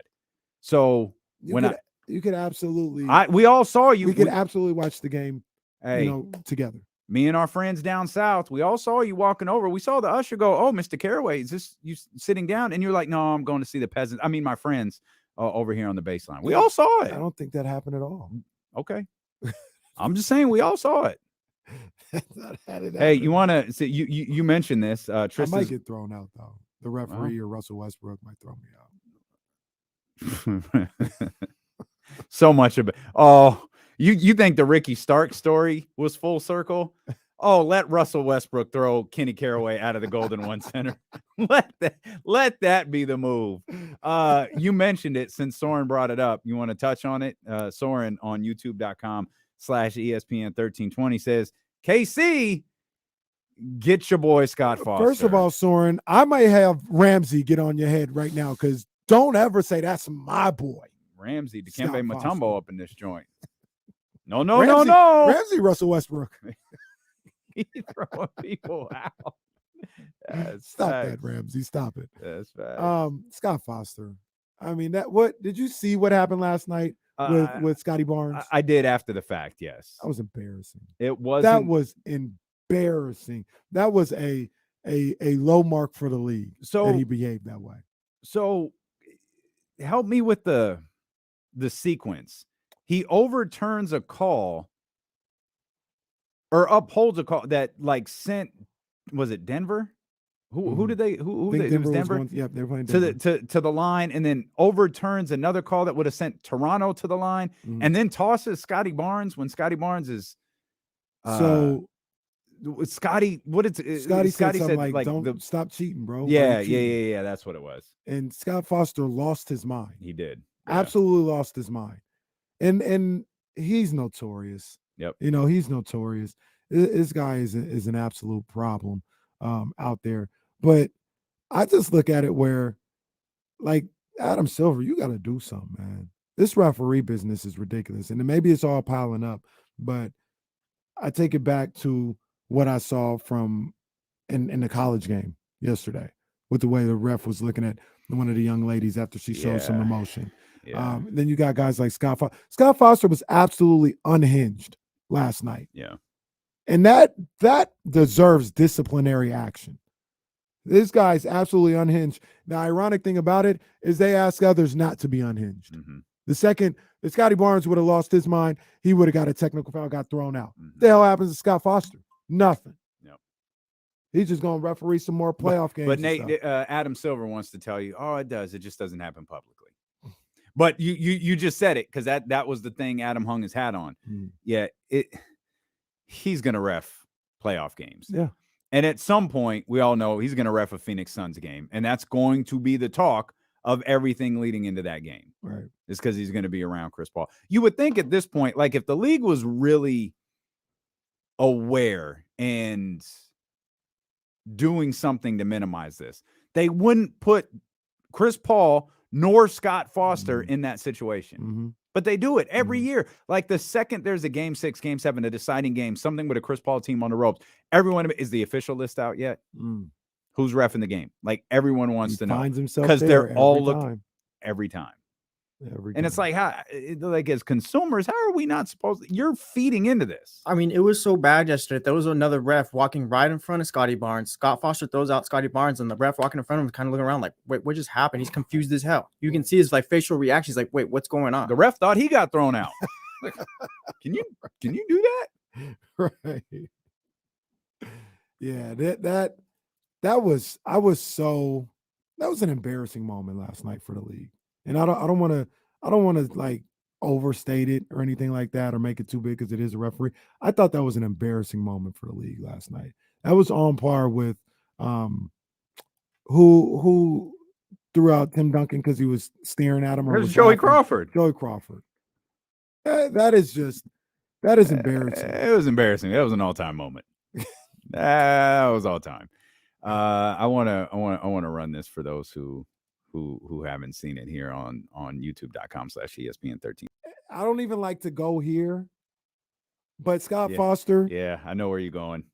Come on, man. Let's not act like you don't have a past and you got relationships with people. Yeah, it looked like something.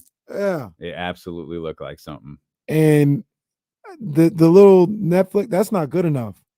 You need to talk, Scott Foster. Mm-hmm. You need to talk because your behavior, the way you go about business, combined with your past, no, I need to hear something about that. We are going to talk NBA. We're going to talk Sacramento Kings. We'll talk Memphis Grizzlies. We'll talk about the Kings in the 2 spot. We're going to do all of that with one of your favorites. Trista Tuesdays is in full effect. Trysta Krick, top of the 2 o'clock hour. Mandilo and Casey return here on Sacramento Sports Leader, ESPN 1320. Cool if I get up? Or you want to go get ahead. Up? Are you sure? You look like you was just about to slide out. Let's both. Okay. We'll be right back. Guys. Hey, we need 1 second because we're about to go long with Trista. And so Jesse, entertain the people. Entertain the people, Jesse. Give them what they need. Talk to them. Talk to them. Gotta give them what they want. Give them what they need. Best Celtics talk in the league right here, baby. Lucky hour. Y'all don't go nowhere. Don't go nowhere. Y'all stay right there.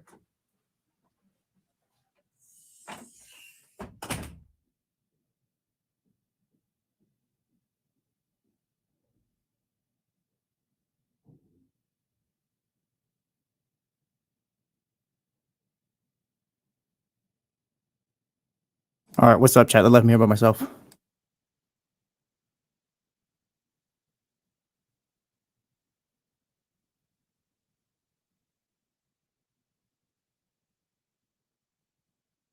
He's just having a bad little stretch. I don't know. Sometimes he's weird though. He'll I don't know. Sometimes he's just off.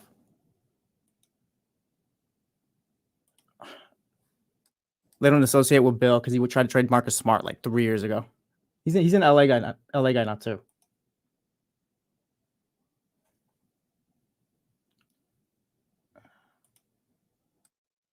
I wouldn't hate that. I wouldn't hate that at all.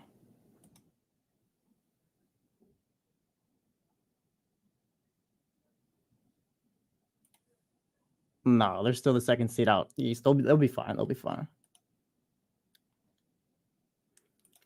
I'm not gonna lie, this killed me. Grant Williams might need to play for a different team next year. Yes, but I don't know if they're gonna keep him around too long, just because of injuries. You already know Stephen Brown.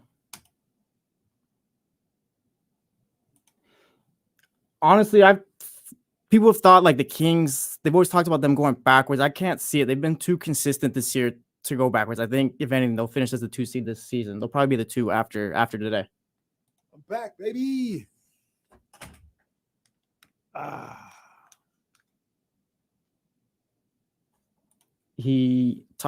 Rob missed his opening press conference, and I think he missed the first practice after that. So that's why they call him Time Lord. Rob hurt again. He's dealing with a hamstring though. Nope. The lucky hour of Jesse Tapia. That's right. Best Boston source in Sacramento.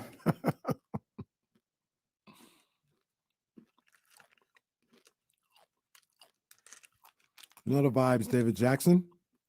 I'm hungry today, too.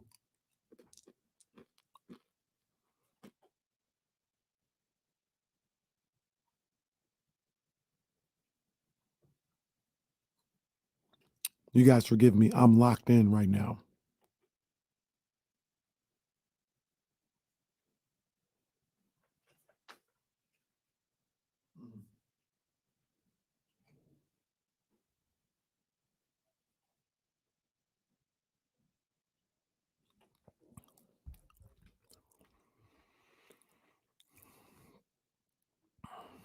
Back here, D-Lo and KC, you already know what it is. We're getting ready for Trysta Krick. Trysta Tuesdays, baby. Man, it's crazy what happened to Friday. It's crazy what happened to Friday. You know, we lost Kyle, we lost Trysta, but we didn't really lose Trysta. We just moved her to Tuesday. So Trysta Krick coming up. Are we on the air? We're on the air. Oh, we're live, pal. my bad. I got stopped by Mickey and Kimberly, and then Charlie said something about Ricky. That's my bad. We're live, pal. I was like, Kenny really sounds very formal talking during the commercial break. The hell is going on? That's my bad. Don't worry about it. It's all good. It's all good, man. That's what you look. It happened to me. It happened to me before. That's when you couldn't get the vending machine to work. So that's all right. As Tyler says, "Oh, we're live, pal." Yes, indeed, we are. Oh, it's live, pal. Thank you so much. Do it live. Can we get Mitch a 15-minute segment on Fridays? Oh, no. We may have. No. We can get that sold. Hey, everybody's got a price. Everybody's got a price. Yes, indeed, David Jackson. I'm a pro. Look it up. Yep, that's me. I am a professional. I'm a broadcast journalist, ladies and gentlemen. As Kenny was eloquently laying out for you, Trysta Krick's going to join us coming up here in just a couple of minutes. Trysta Krick, I guess, perfect opportunity to mention this. We talked about the stretch that Kevin Huerter is having. Bruh, Dame Lillard Dame Lillard is on a tear right now. He's single-handedly keeping that season afloat. It's almost like he had a triple-double last night, Mm. which I don't think that's something Dame does very often. 31, 13, and 12. I saw a stat. I think he's got 2 triple doubles in the last 3 games. He only had 1 like his entire career before that. Amazing. Wow. Yeah, that's amazing. Wow. Since January 8th, he's averaging 37.8 points per game. That's where like I started at the 8th, like the games before was like 16, 17. Like this is really the start of this insane run that he's on. 37.8 points per game. He's averaging 39 points if you go back to a 60-point performance a couple of weeks ago, which of course includes a 71-point game performance. Like Dame is it's the similarities between this and that Kobe season are there. You know, Kobe had that insane streak of 50-plus point games. Season. But like when you look at where the Lakers were that year, when you look at where the Portland Trailblazers are, like the similarities are very much there. Yeah. But it's just a scoring tear that I don't think we've seen since Kobe Bryant did something similar. I agree, man. I mean, he is putting that team on his back every night, and that's no disrespect to those guys, but man, what he's doing right now, the way everything they need, if they need 41, he'll go get 41. If they need 50, he'll go get 50. Yeah, like whatever they need on that night, he goes and gets it done, and he's just trying to get them there, trying to go 1-0 every day. 1-0 every day, trying to go 1-0 every day. And you know what I would love? That's why I don't think you sit them down. No, well, no, they're there. They're there. When I said set them down, I was saying like if you're 4 games behind the 10, but they're there. Yeah, they're there. You know, so I love to see Portland keep the Lakers out. I would love to see that. I'd love to see the Lakers get a win tonight, and then Portland keep them out. Yeah. Well, Lakers probably get a couple more wins that we'd like for them to get. What's the stat? I think I feel like we did this, though. This is a James Ham thing, and it all kind of blends together. Memphis has the easiest remaining schedule. Did we do this? This thing changes like every day. And then we looked at the schedule, and we're like, wait a minute. No, you're talking about Dallas. Oh, it was Dallas. Yeah. Okay. But it does change like every day. I don't know. I can't keep So how about this? The Sacramento Kings falling apart. Oh, by the way, boy, I can't even keep up with all the national TV games that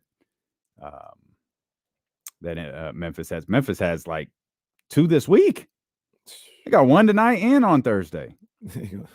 I mean, they're the opening act for the Sacramento Kings. On they Thursday. JV. Yeah, no they doubt. JV on Thursday. They've still got 3 games. The Grizzlies still got 3 games against Dallas.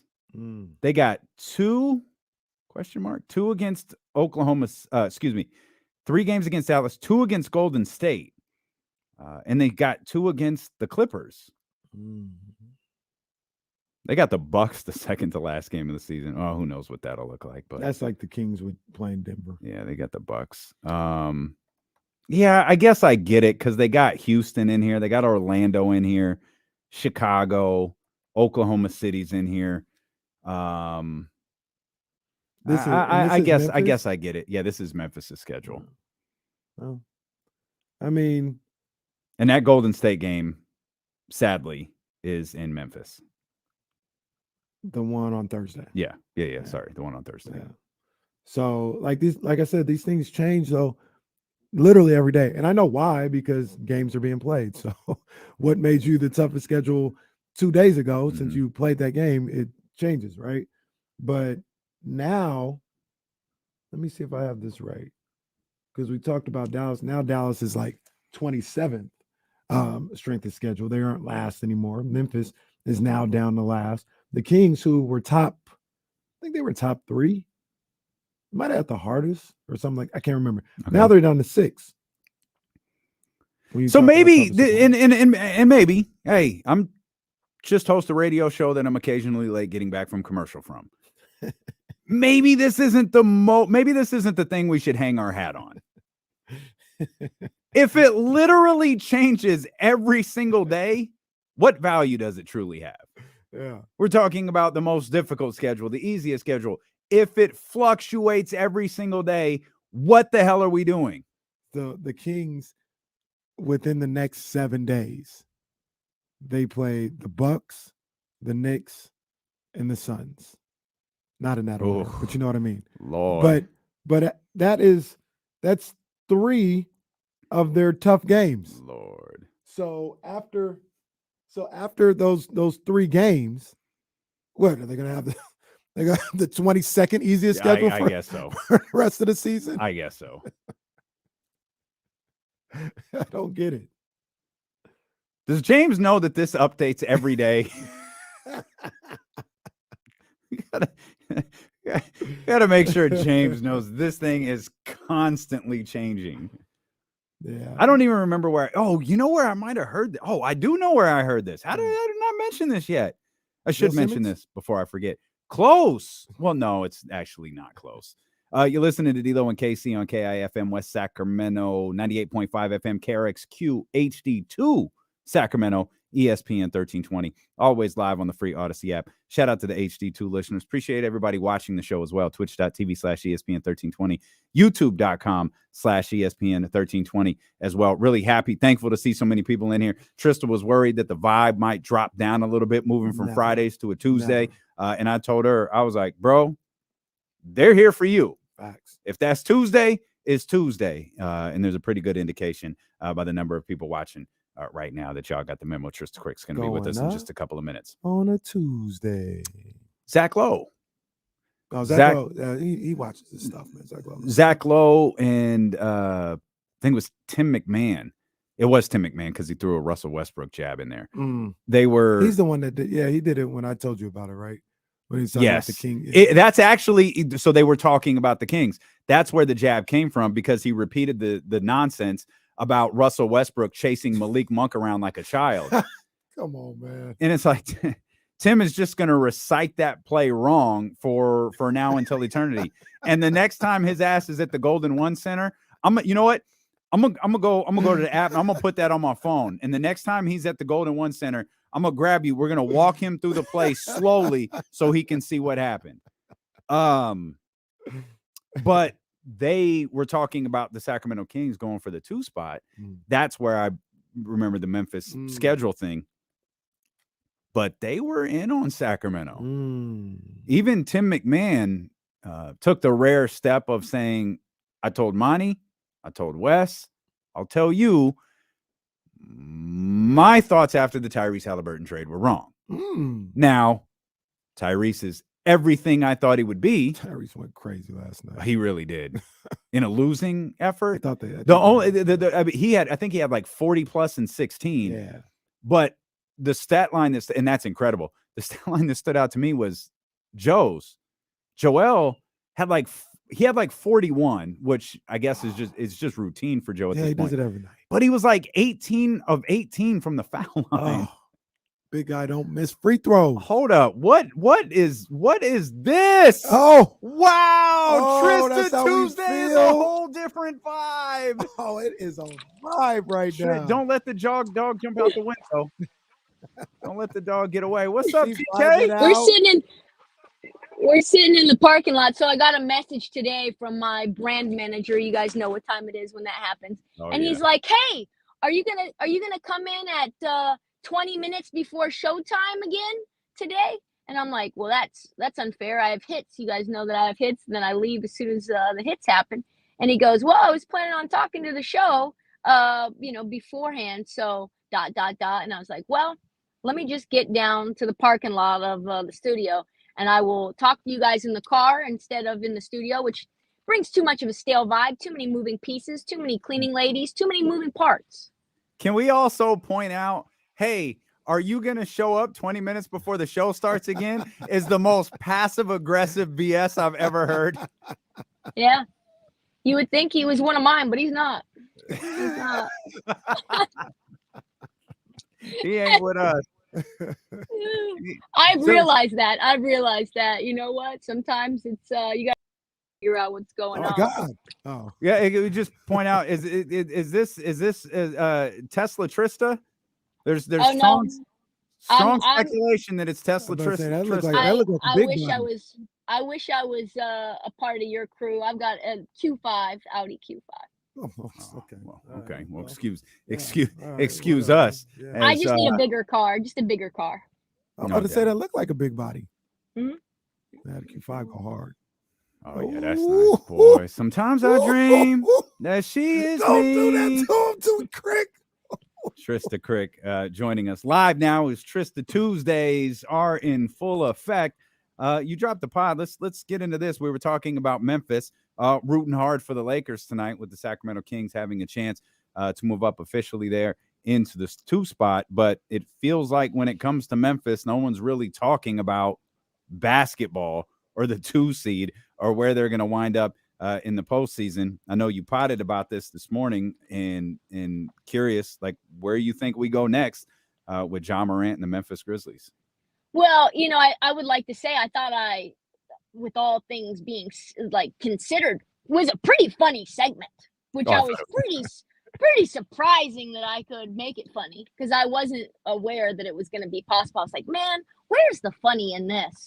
And then you get down and you push record, and then you're like, man, some of these idiots out here like Gilbert Arenas telling us we should just pretend like it didn't exist. Like, okay. Or did you hear what Kendrick Perkins said? No, Did you hear what he said? I No. don't even want to say it out loud with my own lips. That's how bad it was. Oh, Man. Lord.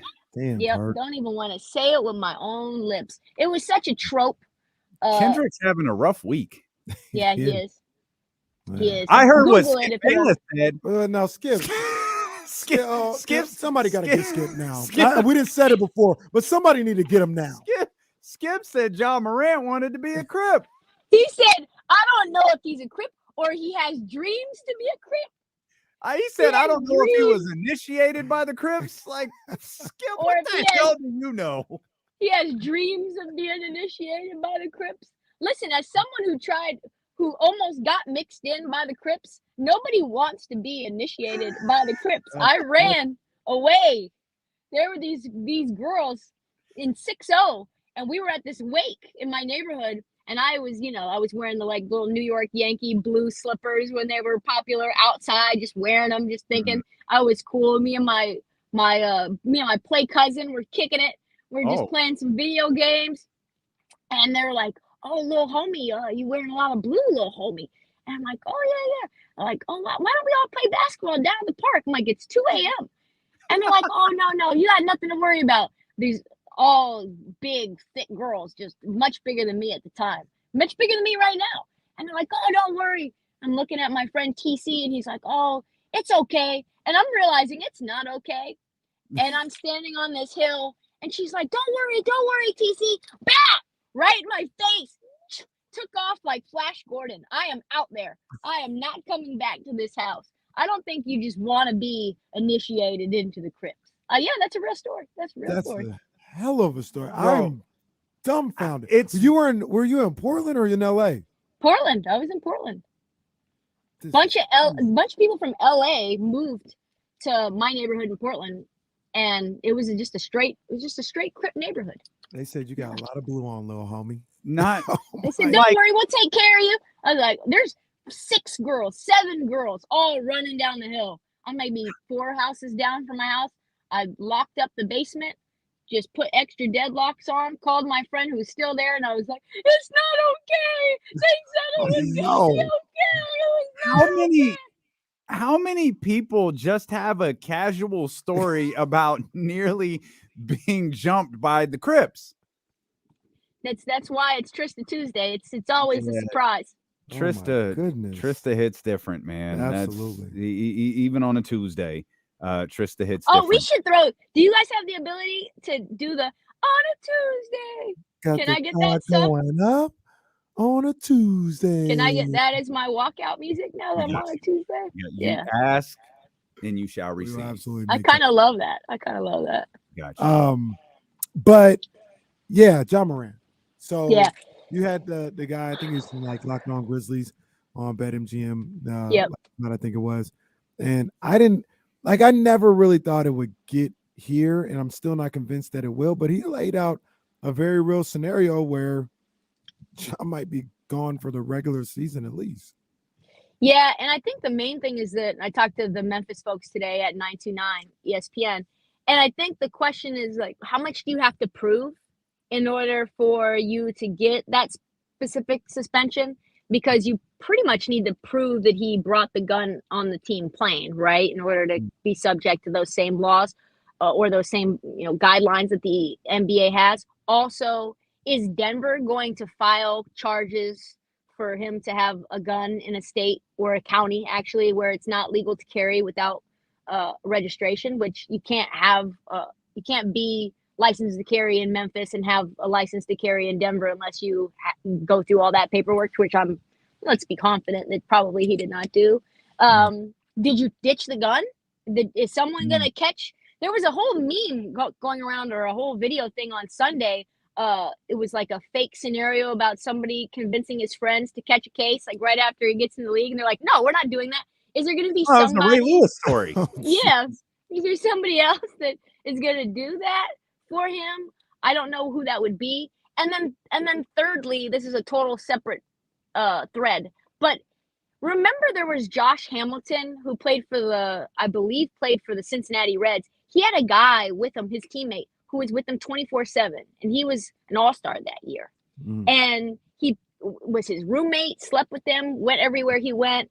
Steve Kerr, I remember telling me that Phil Jackson had him go everywhere that Rodman went in order to keep him out of trouble. Could we see a scenario where Steven Adams is that for Ja, just trails him? You might. Cool. I mean, yeah, you might. And this is really unfair for me, what I'm about to say.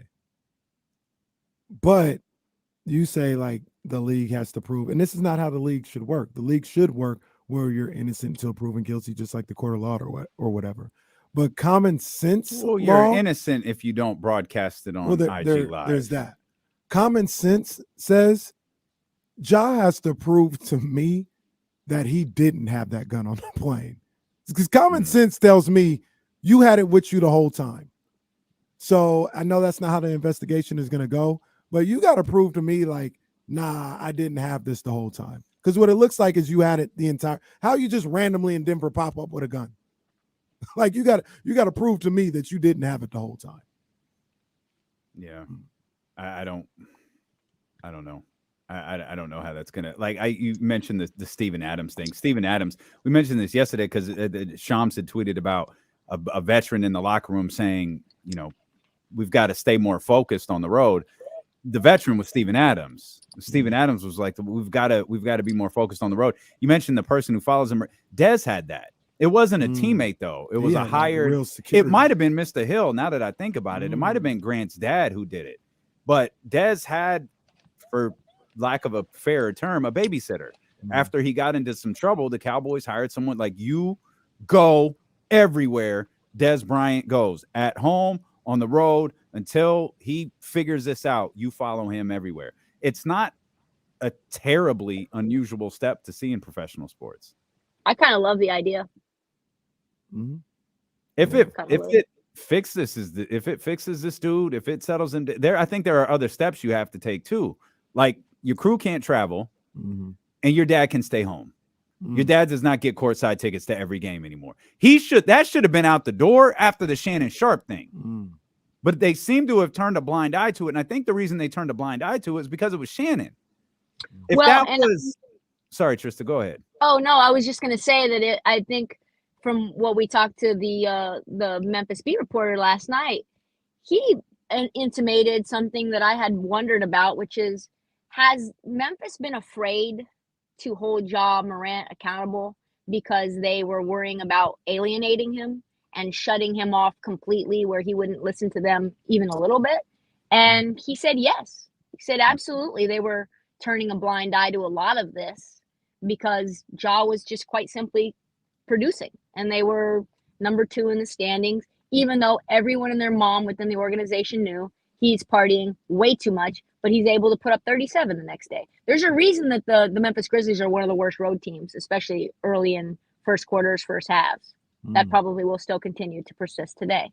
And I think you talked about, he's a loner. Like, this isn't like the Memphis Grizzlies or a group of Memphis Grizzlies.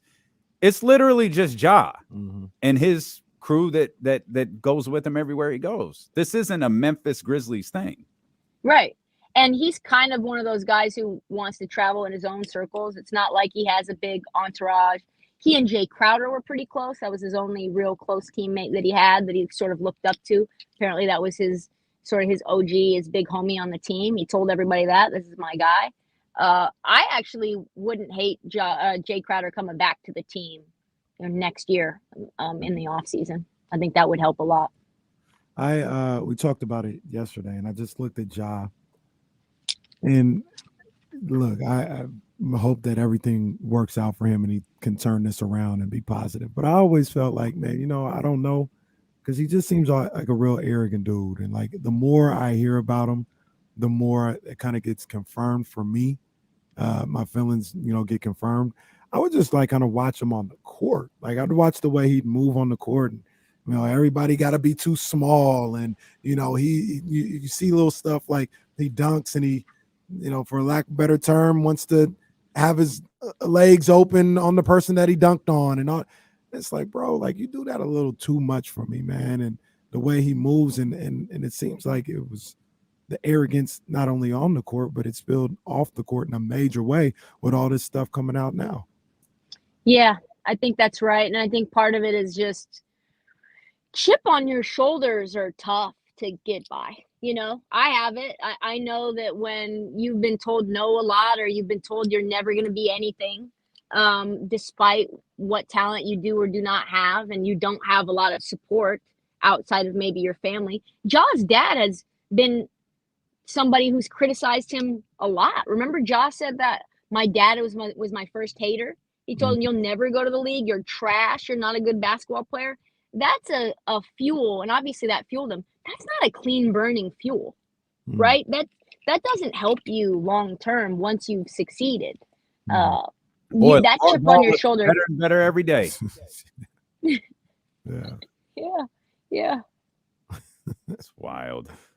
The interesting thing about LeVar, you bring him up, there's like he said all those things that he said, and like you said, looking better and better every day, because he would speak about his sons a certain way in the media and in public, but I think it was on like the little Facebook show or something was going on, and I just remember him getting on LaMelo.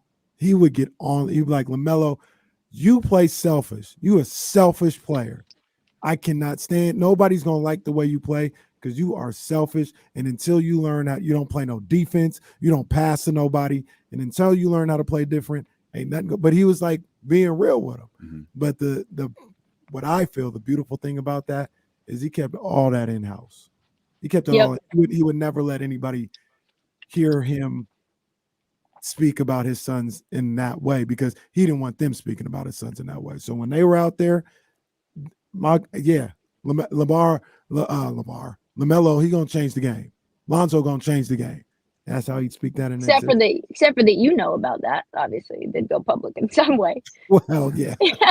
Yeah, when he got on the TV shows and the radio shows, he would say all that. But the only thing I never liked about LeVar is when UCLA lost to Kentucky and he blamed the UCLA players. I didn't like that. That was the only thing he ever did I didn't really like. You think the Kings can take two? I do, yeah. Playing really good basketball right now. I think that these next 3 games are going to be tough. So tough. Yeah. You got what? You got Knicks. Yep. You got Bucks. Who else? Who's the third team that's really tough? Yes, Suns are sandwiched in between those two. Yep. And then also you'll have a 3-game sort of, I guess you could call it a hiatus. And then you get the Celtics. And I forget there was another team that was Phoenix again. Yeah, so I do think Memphis is going to have a tough time, though. They don't have a backup center now. I think they're going to get eaten alive by Anthony Davis tonight. It's just Xavier Tillman. What's he going to do? Nothing. It's literally nothing. Adams feels like the ultimate loss for them. Like, I don't know that we all computed that right away, but as it started to add up, it was like, hey. And then Brandon Clark went down with an Achilles injury. He tore his Achilles on Friday night, the same night that Ja went out on the town. We'll call it. Bad trip to Denver. Bad trip to Denver. Really bad. Yeah. That Memphis. Hey, real quick, do you have to go inside for your passive aggressive brand manager? Okay, I was just making No, sure. I just can't get stuck in traffic and be there at 6:20. So Got you. I'm good all the way. I just now I'm like 15 feet from the door instead of 2 miles from the door, and traffic is crazy out here. Memphis, I was watching them on Sunday, and they felt like a team that kind of lost their way. Like, remember how people would talk about LeBron when he first went to Miami, and he's like, he was trying to be this villain, but that's not who he was. Yeah. And in fact, like Memphis, like really tried to buy into this Memphis versus everybody and all this other stuff. And I don't think they have a lot of guys who are like that. I think I want to say the only person, because Dylan Brooks is on there too, but the only two people who are really like that are probably Ja and Dylan Brooks. And everybody else is just like hard workers. We want to work hard. We want to get, and because they took on the identity of Ja specifically, feel like they got lost in all that. They lost their way.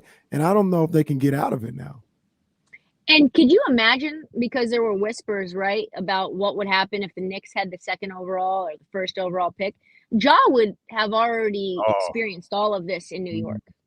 This would have been a bad situation for him. Yeah. But do you think the money influence, like the big contract and not only the big contract, but with that, like he achieved a certain level, and rightfully so, by the way, a certain level of status. It felt like that's where like a shift started, was after the contract, after the status, to where maybe it wasn't a big deal at Murray State. Maybe it wasn't a big deal through that rookie year, but now that status is here, now that money is here, now it's a problem.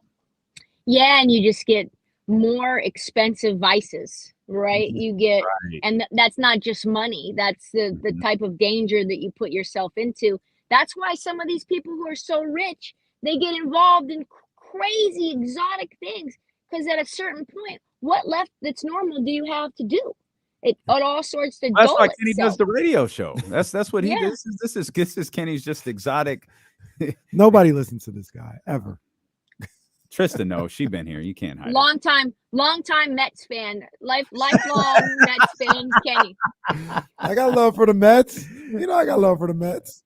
It's all good. Except when they play he's the one calling into your WFAN show asking about relief pitching and backup.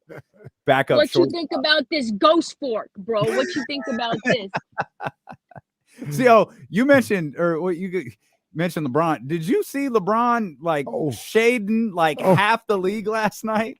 Oh my God, that was a direct shot at Grant Williams, was it not? Well, who was it a direct shot at? No. Well, yeah, probably.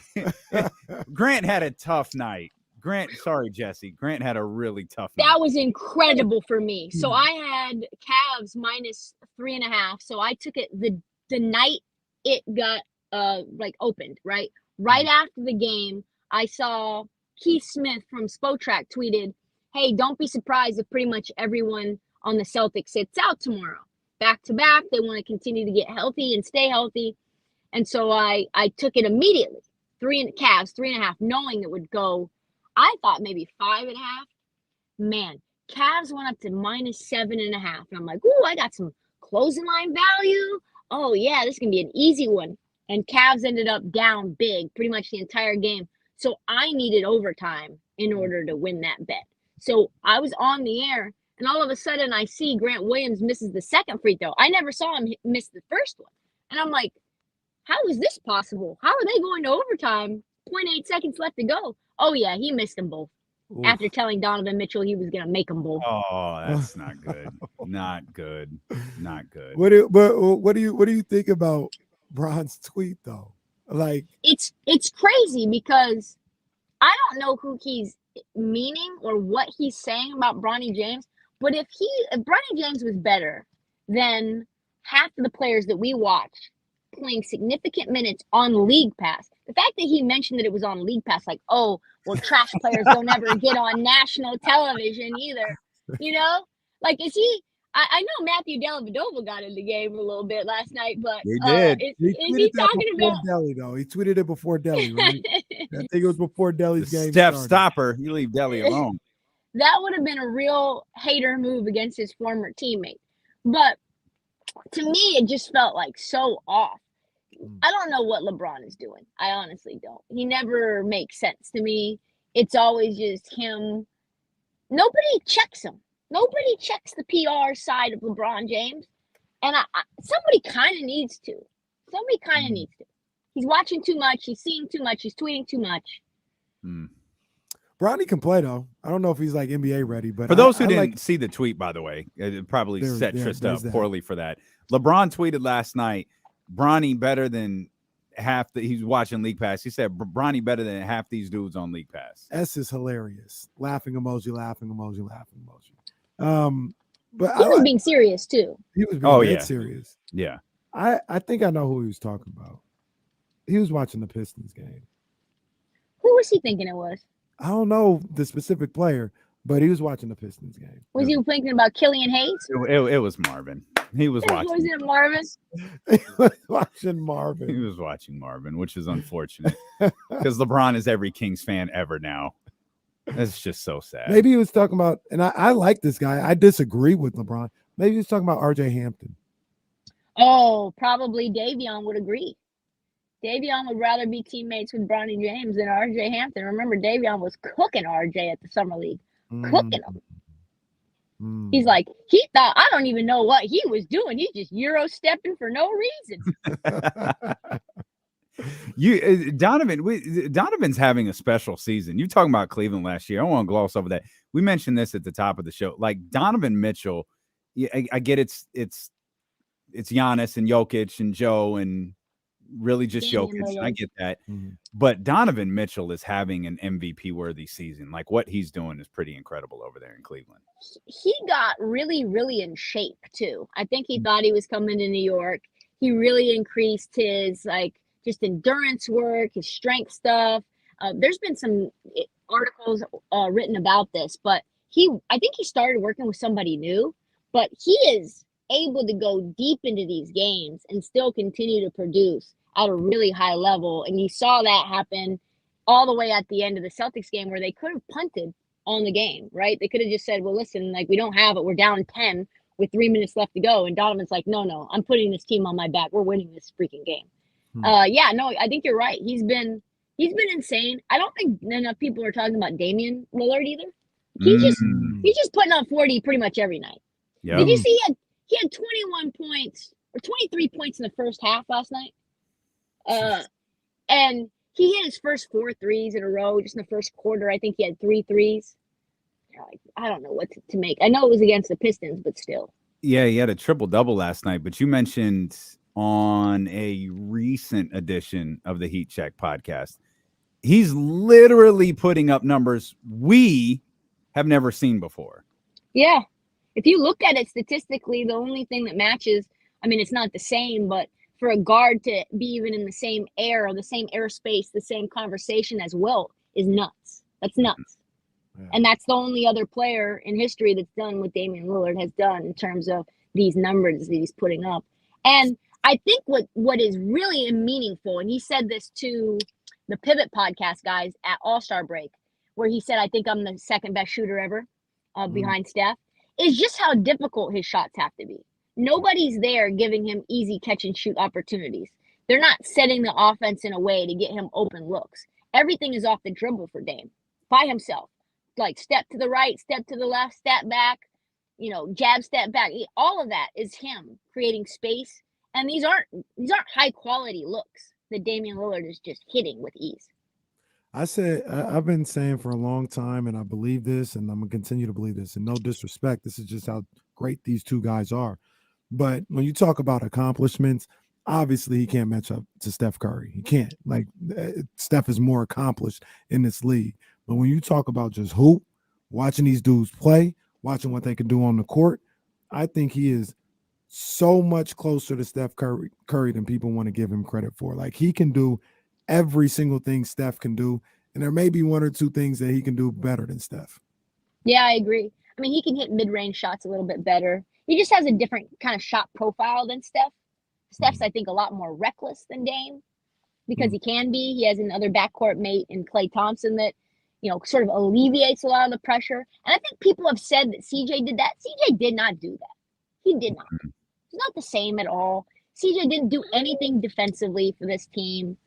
And in big moments, CJ did not come up clutch outside of the Game 7 against the Denver Nuggets in the Western Conference semifinals. I don't recall. Yeah, he was cooking then. He really put the team on his back. But besides that, I can't remember a huge moment from CJ in a playoff environment. Wow. Real quick, In fact, remember he stepped on the sideline against the Nuggets when we went home. Yep, 2 years later, yeah. I wanted to go home that day. It was sad. I wanted to ask Trysta before she got out of here. What are we going to do with these referees? I think it's completely out of control. I think Scott Foster was unhinged last night. It really is an embarrassment for the league. And I love the NBA. I'm an NBA defender. That was embarrassing. I was embarrassed as an NBA defender. Do you know that, like, when you try to become an FBI agent or someone high up in the government or legal law enforcement, they check to see if you have any outstanding debts. They check to see, what your credit card balance looks like, because you can get got. If you're in law enforcement and you owe someone a lot of money, you are now a target. You are now vulnerable. Why do we not have that for referees in the NBA? I need to check out Scott Foster's bank statement. It needs to be done yearly, every year. I need his credit score. Yeah. Who is Scott Foster owing money to?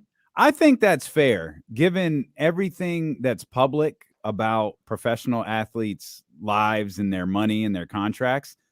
I want to know Scott Foster's credit score.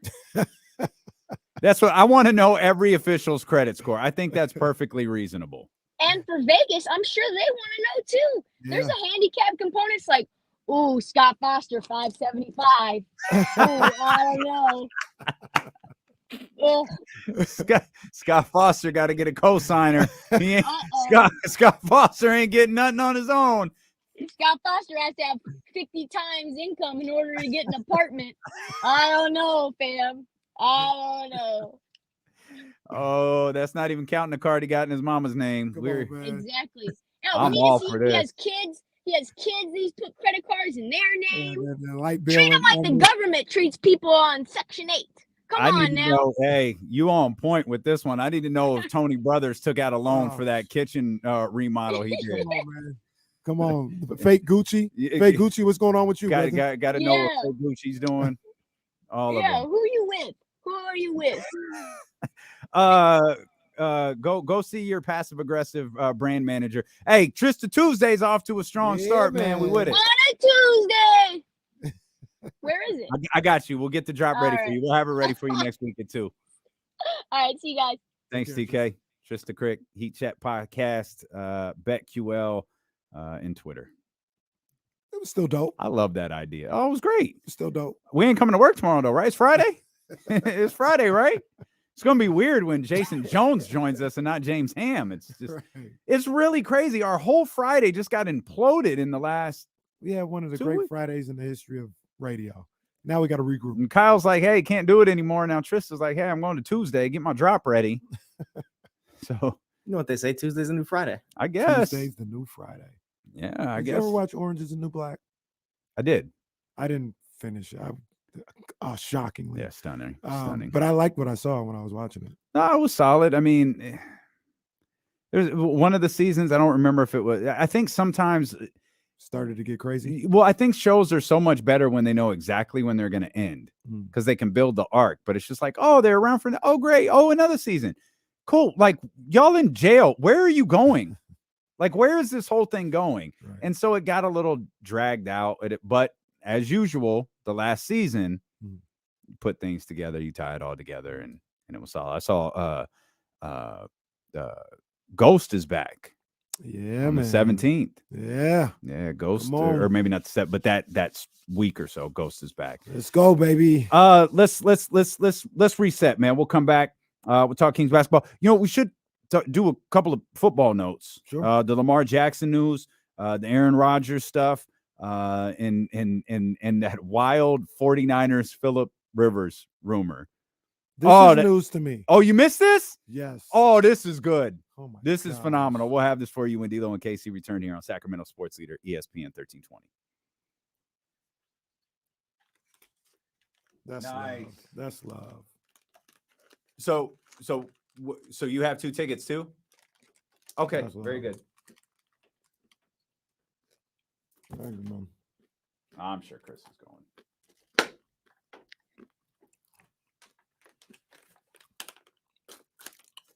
Man, you need to go get our pick with Starkey, baby.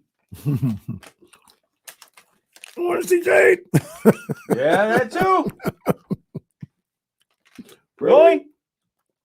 Oh man. That's awesome.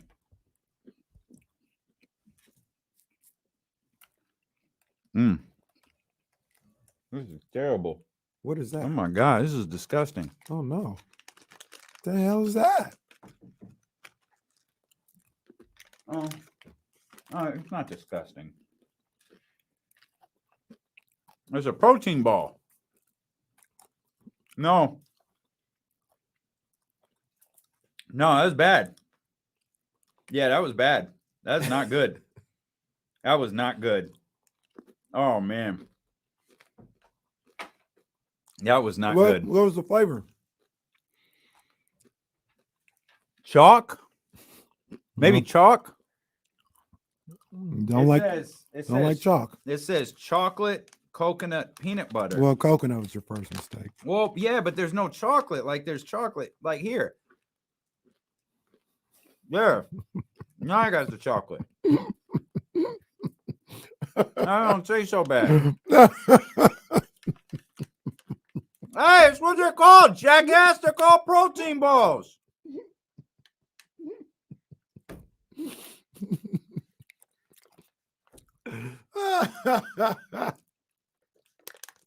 See, I had to take another bite just because I wanted the piece of chocolate. There were, Steven, there were 2 balls in here, and only one of them had chocolate chips in it. Oh my! Yeah. Would have been better if there was more chocolate. I think I just got the fucking coconut. Ugh. Yeah, Ugh. not good. You guys aren't coconut people? No. If you throw Not like really. the seasoning and stuff on, it's cool. Coconut, big trash.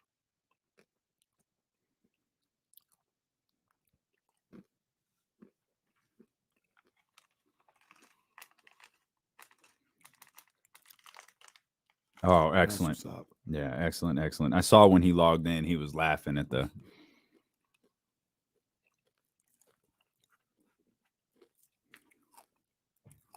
Sweat from my biggity balls.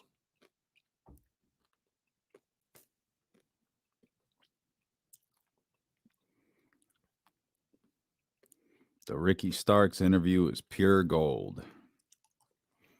It's Chris's cousin who we met the other night said that. Oh. Even family members of the bad guys listen to us instead.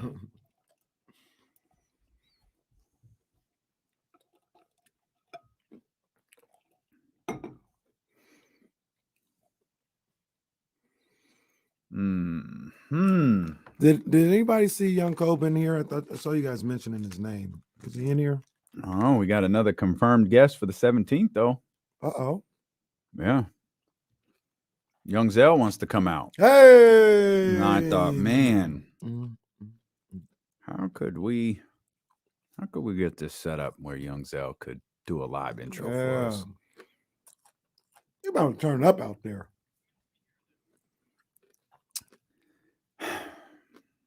I'd rather have you there. I think Charlie's going to want you here. What would you rather do? Be there. We want you there. I would love for you to be there. We'll see if Charlie's comfortable. Yeah. I would like for you to be there, and like you can do social, you can cut. And then like I want to go to dinner afterwards. So like I'd like for us to be together. TK, we're doing a live show on the 17th. Fly out. We're doing a live show next Friday. A live show next Friday. We haven't announced where yet because they just haven't told me I can announce it. But we're telling everybody, bookmark it 1 week from Friday. We're doing our first ever live show. These are the best M&Ms I've ever had in my life. Better than my protein balls? Okay, well, I understand what Steven Brown was saying. I'm just asking. It's 2 protein balls right there. I don't understand why it's weird.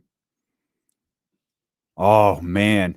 And it is the night. It's the day after a game. It's the day after a game.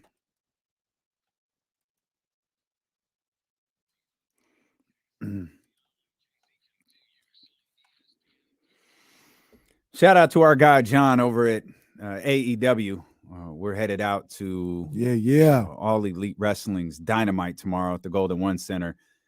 Tickets are available at Ticketmaster.com if you want to come see Ricky Starks in person. And shout out to Ricky Starks too for the amazing conversation we had earlier with him. Do you know what time that starts? It feels like it's starts right after the show. Yeah, it's pretty close. Like we'll pack up and drive down. like we'll be moving pretty quick. But yeah, it'll be a fun night at the Golden One Center tomorrow. For sure. We'll get into like real NFL news. And of course, we'll get back to the Sacramento Kings. We'll dive into who he root for. There's games tonight.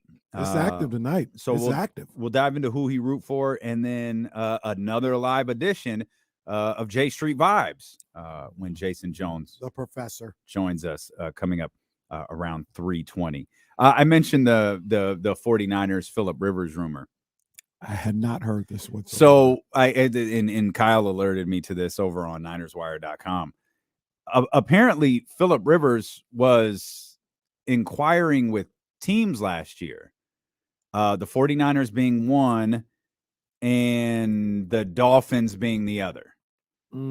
And he was kicking, hey, y'all need a veteran quarterback to take you the rest of the way. Wasn't he going to be a high school coach? He is a high school coach. And apparently, and I think he's just coaching his kids. It's weird. He's a high school coach, but he's just coaching his whole family. Team is his he's kids. Coaching all of them. They're on the same team. And when the 49ers were like, nah, bro, we're good. Thank you, though. It's like, so y'all are marching Mr. Irrelevant out there, huh? And I just love the idea of Phillip Rivers wanting to get back into the league with a team that was on the cusp, like the San Francisco 49ers and the Miami Dolphins, who said today, because I guess this is how it works, the Miami Dolphins said today they are not inquiring about Lamar Jackson or any other quarterback because they feel like their starter is on their roster. Well, you got to do what you got to do. I don't know if I agree with that decision. Well, let's not pretend. Well, there's probably a couple of decisions you don't agree with. But let's not pretend like Tua Tagovailoa wasn't having an MVP caliber season last year. He was. But I think the decision you might be talking about is Tua Tagovailoa continuing to play. Yeah. They've been the Dolphins have been pretty vocal about it too. Like they do have concerns about his injury history and his concussions and stuff like that. Like they have said that a lot. I mean, it's tough. Like I don't like it. It'd be cold to say, well, you've got to make the decision for him. It would also be responsible, but you can't rely. This is a situation where if an NFL team wants to do something right and they genuinely have concerns, you can't rely on Tua and you can't rely on your medical staff. We're going to put you out there and you're going to see some of the best experts in the world. We'll call the WW Chris Nowitzki. We'll call the Harvard graduate who's been at the forefront of all that. You're going to visit with him and you're going to go through a battery of tests that have nothing to do with Tua Tagovailoa, that have nothing to do with the Miami Dolphins, that have nothing to do with the National Football League. And they're going to decide how much danger you're in and how much danger your long-term health is in moving forward. We can't make a decision about football for you, but we can make a decision about you and football and the Miami Dolphins. And if they truly do have concerns and they believe Tua is their guy, they've got to initiate some sort of independent study, some independent, work here for him to be evaluated by someone who doesn't have an interest in what the Miami Dolphins win-loss record is. And it's sad to see, man, because, like you mentioned, he was just having got it together. The season of his career. Yeah. He has a lot of weapons on that team, and it's no fault of his, and really it's no fault of anybody. Like, it's just a game of football. But these are situations and conversations that you got to have for real. And I wouldn't see, because I was going to say I would not be opposed to any quarterback, right? Lamar, trading for, a draft pick to get one, whatever. I wouldn't be opposed to any of that because I got to protect myself as a franchise. I can't go in. Tua, look, man, I appreciate everything you did. I think you can play. I can't have what happened last year happen if I'm the Dolphins, where I just got nothing because you're not able to stay healthy.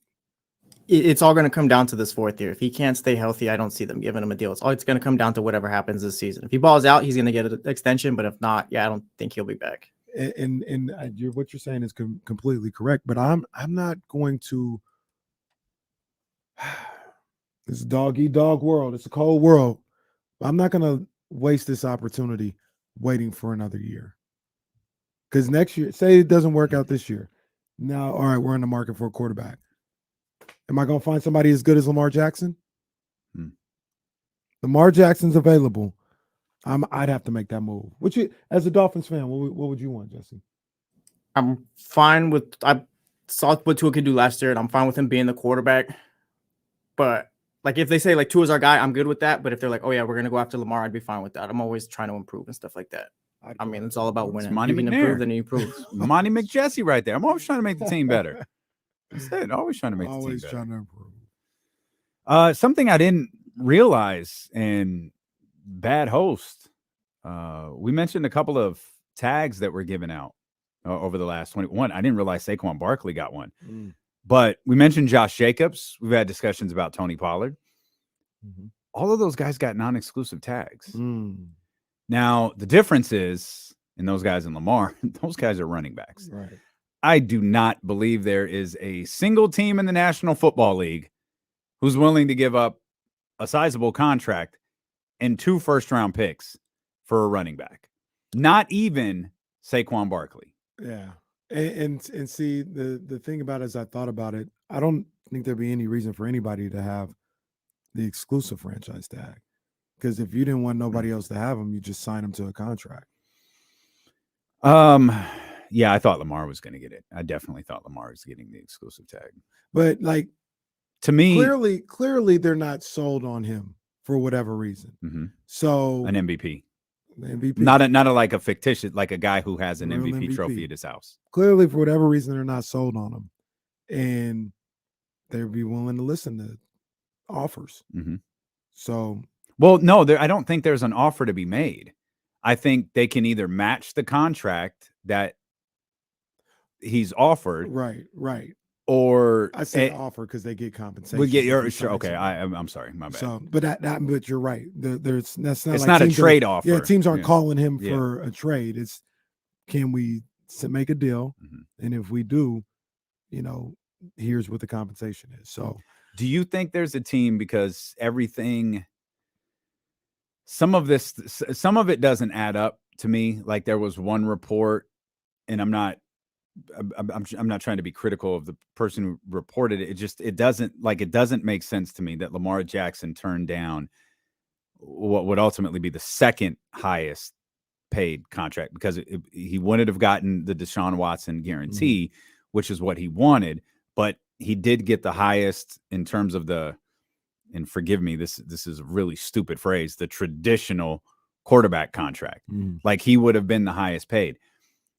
It seems really odd that he would be a stickler for the guarantee that much. It just dawned on me. I think we have to take a quick break. So we'll step out. And Jesse, you got me? We've got to take a break. We'll come back. And then Jason Jones will join us. And we'll talk. We'll iron out this situation in the NFL with Lamar Jackson and Aaron Rodgers as well in the New York Jets. And then we'll come back and we'll talk Kings basketball as well. D'Lo and Casey continue here on ESPN 1320. About to launch, it was like, oh, 2:43. Like, wait a minute, what's going on here? Oh, yeah, we got a break. Oh, sorry, Jesse. My bad. Jesse literally was trying to avoid that, and I missed it. Dumbass. Let me slide real. Dumbass. Yeah, man. I'm with you. Chester. Make him an offer he can't refuse. And maybe, I mean, I don't remember. Deshaun was like 250. 250 feels crazy, man.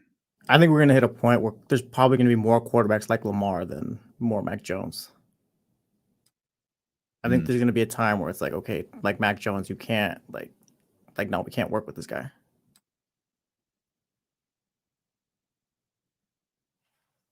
Meaning basically the purely pocket passers, I guess.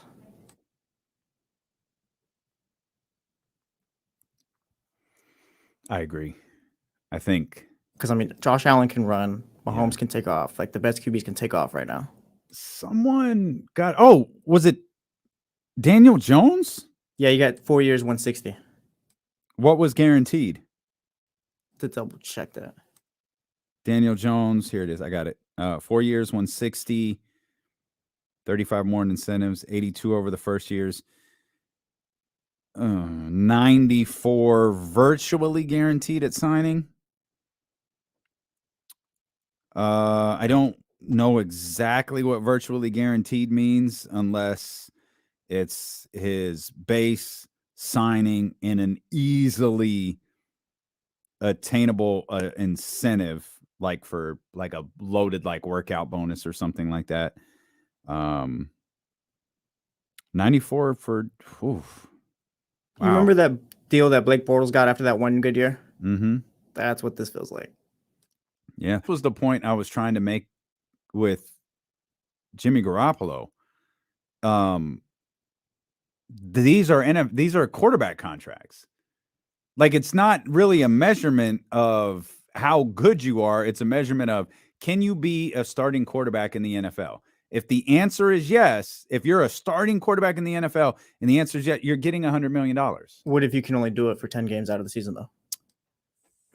Well, then you only get 50 of it guaranteed, I guess. That's something why I think Jimmy won't get I'm telling deal. you, Jimmy's getting 100. Jimmy's getting 100. It was crazy that Derek got 100. I don't think it was. I think you're a little off on it. Was. I think Derek Carr can go the Tannehill route where he leaves and he goes to like the NFC Championship or something like that. He has more success. Y'all won't believe this. We got another confirmed guest for next Friday. Gosh. Will Z's coming out. Oh, let's go. Hey, this is gonna be legendary. This is gonna be legendary. Next Friday, first ever. If Aaron gets within my eyesight, I'm gonna flag him down and make him come in the studio.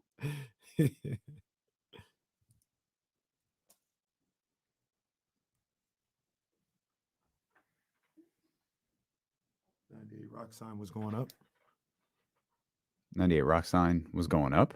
Yeah, this little pop-up thing. Oh. Well, we're here. If we had one. Sorry, Kim. She is going to be furious at you. Here, let me take a peek at something while you do that. Did she see it? Yeah, just shaking her head at me.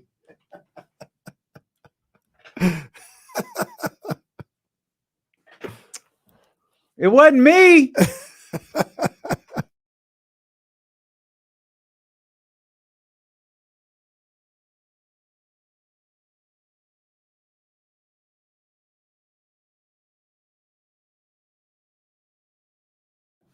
They just, man,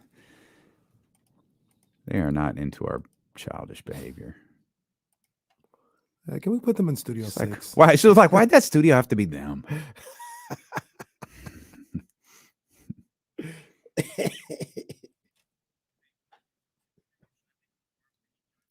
Absolutely. 100%. Yeah, absolutely.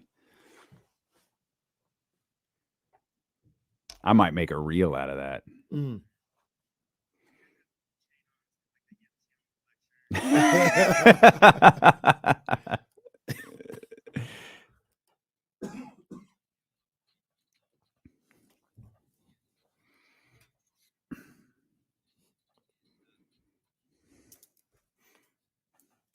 Shout out to the homie King Yeah, Combs right man. there. You can hear our conversation with the King Combs over on Corners of the Culture. We recorded a new episode today with the dope ones that'll drop for you on Thursday about the evolution of Outkast and Don. Man, Don's just getting started in all of this, and we had been looking for the right spot for Don in this space. Like, he had a podcast when Be Heard first launched, and it was really, really great work. But he learned podcasting is time consuming, especially the way he was doing it. Because Don don't just record and then put it out there for the world. Don want to like dress it up, and he was taking hours upon hours upon hours to do this. He's an artist. He's creative. And then on top of his, the dopeones.com and all of the different, hustles that he has, he couldn't maintain it. So now that we are collectively together and can sit down and have conversations regarding his first love, hip hop, we found the right spot for the dope ones. Yeah. This is his lane. It's his lane for sure. One of his many lanes, because he's got like absolutely. I mean, he's got a damn. He's got like a 50 worth, a highway. He's got a 50 damn worth freeway. He's everywhere. He do that. Getting on the Bay Bridge. Those lanes. All of them. Every single with the lights out. Apparently, they shut the lights out on the Bay did. Bridge. I saw that. I wonder why they did that. It was a sponsor. I didn't realize that it was a sponsorship. Who sponsored? Somebody was sponsoring those lights, and then they're like, "Yeah, I guess this is a dumb thing to spend money on." I never knew that. I had no idea. Like, how do you drive across the Bay Bridge dark? It's crazy. One time, I drove across the new bridge. I think I talked about this. The new bridge, but the remnants, the skeleton of the old bridge was still up. So as you're driving, you look to your right and you see, and for whatever reason, like, I don't know how it was built or the slope that it's on or whatever, but when you're driving over the new bridge, you were like at the middle of the structure of the old bridge. It looked creepy as hell. Yeah. Creepy as hell. It was like 11 o'clock at night. I said, Get me off of this bridge. That's how I generally feel about bridges, period. Just get me off of this bridge. Another quick story. So one time when me and Jazz, we lived in the Bay Area, we were about to leave to go to LA to move. We just, we lived there went to school there, lived there for a little while. And we just realized, man, there's a bunch of things that we didn't do in the Bay Area, and we're moving and we're not going to be able to do them. And one of the things, for whatever reason, I don't know why we never did. We never went across the Golden Gate Bridge together. And it was like 12:15 a.m. We were leaving the next morning. We're like, we got to do it. We're about to leave. And we were like, let's go. And we drove across the Golden Gate Bridge. The foggiest, windiest, coldest night ever. Didn't even enjoy it. No lights on the bridge. Terrifying. No, get me off of this thing. But at least you got to do it. Get me off of here. Where was Grim Sleeper? Grim Sleeper was asking, is Corners audio only or does it have video? Good question. It has video. We just haven't posted the videos, but it has video. I think we should incorporate it. Put the videos on YouTube. That's the way the kids consume things. Can I tell you? So part of the reason I didn't want to put the video up is because we do these company meetings, and every company meeting they show the Wake Up Call podcast and the D-Lo and KC podcast, and it's 1 and 2, and we're always 2, and it pisses me off. And I thought, all right, Corners really starts to take off, and we remind everybody pretty regularly to download the D-Lo and KC podcast. We can catch the Wake Up Call. We're pretty far away from the Wake Up Call. it would take a lot of work to catch up with them. We're PTI. They're inside the NBA. But yeah, that's kind of what it is. It's kind of what it is. So I thought, oh, we could use corners as leverage, but all right, that's dumb. We'll put corners. We'll put Corners of the Culture up on YouTube because we do have video. Like we film it. We're in the room together. Like it has a component, just like this radio show does. So beginning on Thursday, I'll upload the Chronic episode today. And then we'll you can look into my eyes when I make these takes and know I'm serious. Mm-hmm. Yeah. I thought, well, you guys will see on Thursday. I thought what I said was going to be a hotter take, but you guys are kind of on board. No, I had thought about it. I had thought about the very thing that you proposed, and I thought this is it's a 2-person race, a 2-group race, a 2-entity race. Like there was only 2 people to talk about. But the podcast is on the evolution of Outcast, and again, I'm really confident in this podcast. I'm really confident you're going to enjoy it. As a matter of fact, I hope that you go download the D'Lo and Casey podcast, Corners of the Culture podcast, so we won't always be in second place to Katie and Gavin and Kevin and that crew. They're beast. They really beast. are. It's like we're Shout not out even to on the them, same man. field, and it's not fair. Yeah, but that's not how and that's how the company looks at it. Oh, you guys are doing really good. Do you see how far away their podcast downloads are for us? And to also be fair, their podcast are like segments of like 6 minutes and 5 minutes and 4. You don't have to invest 4 hours into the into the show, but still, I don't want to be second. Yeah, I feel you. So, those are the homies. Those are absolutely our people. I saw great. Kevin this morning, man. Kevin's excited for the Kings playoff run. Like Kevin's hyped. He's like, oh, I hope the Kings make the playoffs. I said, Kevin, we're going to the playoffs. We're going to the playoffs, man, and it's going to be great for the city. Yeah. He's like, yeah, I love the hype. These boys are doing it, man. They're about to. I'm gonna just say it because I don't believe in these guys. Lakers are gonna win tonight. The Kings are about to be the 2 seed. I'm with it. Well, here's a note from a good friend of D'Lo and KC. Tim Bontemps. Okay. Tim Bontemps said Jalen Brunson won't play in tonight's game against Charlotte with the sore left foot that kept him out Sunday versus Boston. Tom Thibodeau said Brunson is feeling better and will be going on the road trip. He added he didn't get any additional testing besides treatment for it. That, again, coming from the astute basketball mind of Tim Bontemps. Hey, Jalen, get healthy. Get yourself together, because I want you there on Thursday. Streak is over on Thursday. Knicks are handling business tonight against the Hornets. Mm-hmm. Oh, yeah. Streak is over on Thursday. This game, I want that streak. This game has different national ramifications now because it's become a bigger game. The Lakers, if they go okay Lake Show on Memphis tonight, I'm not as confident as you are, but if the Lakers take care of business, Thursday's game is morphed into something like pretty big. You have the 2 seed in the Western Conference who's won, it'll be 6 of 7. Yeah. And then you'll have the hottest team in the NBA, the New York Knicks, who we expect to have won 10 in a row by the time we get to Thursday, with all due respect to Steve Clifford you know, and the Charlotte Hornets. You know what it's just bizarre to me. I was watching Inside the NBA last week, and they previewed next week, which was this week. And they're like, yeah, next week we got Grizzlies, Warriors. And then they were like, Kings, Knicks. And Chuck was like, yo, that Knicks King, that's a good, I can't wait to see that game. That's going to be a good one right there. That's a good little matchup. It was just crickets from Kenny and Shaq. Because they ain't watching. It's like, come on, man. Don't do that, Kenny. I know you love hoop, man. I know you're a hooper, man. Don't do that. Kenny ain't watching. He don't know the first thing about what he call Terrence Davis. Oh, was it Terrence?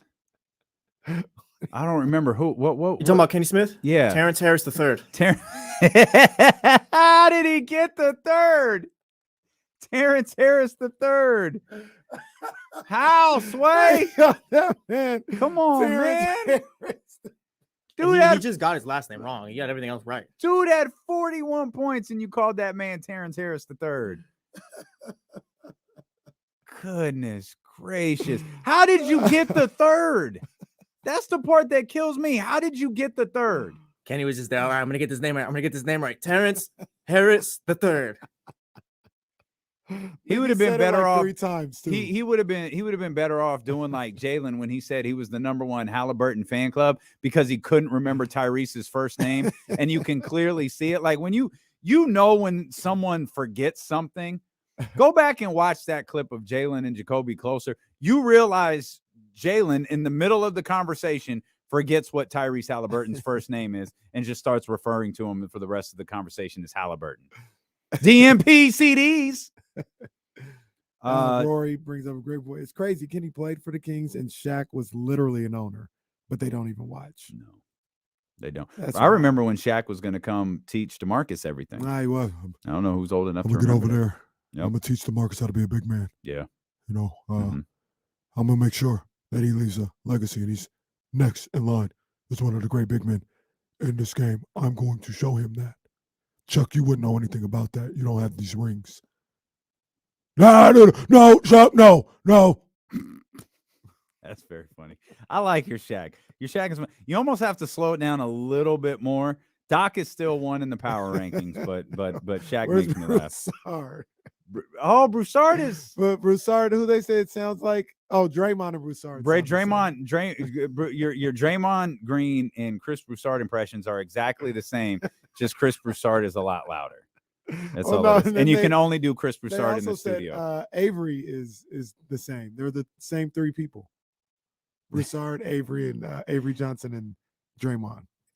So I'm hesitant to say this. I can't really remember your Avery Johnson, but I do remember the thing that I don't understand. That's why I was is hesitant why to do the it. Kings aren't playing Buddy Hield.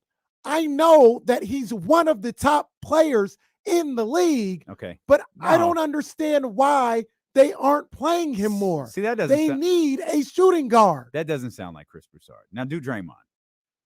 The thing about being on the Warriors is you don't understand what it means to be a champion. I'm a 4-time champion. I'm a multi-time All-Star.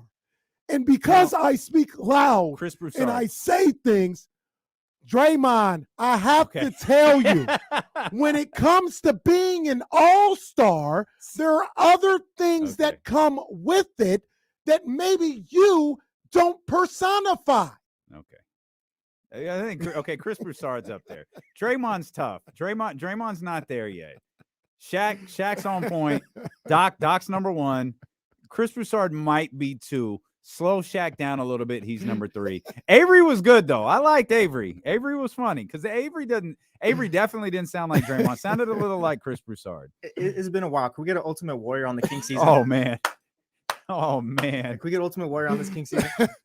Mike Brown, when you look into the eyes of the wanted in the Western Conference, you know that the Kings are the universe's Milky Galloway.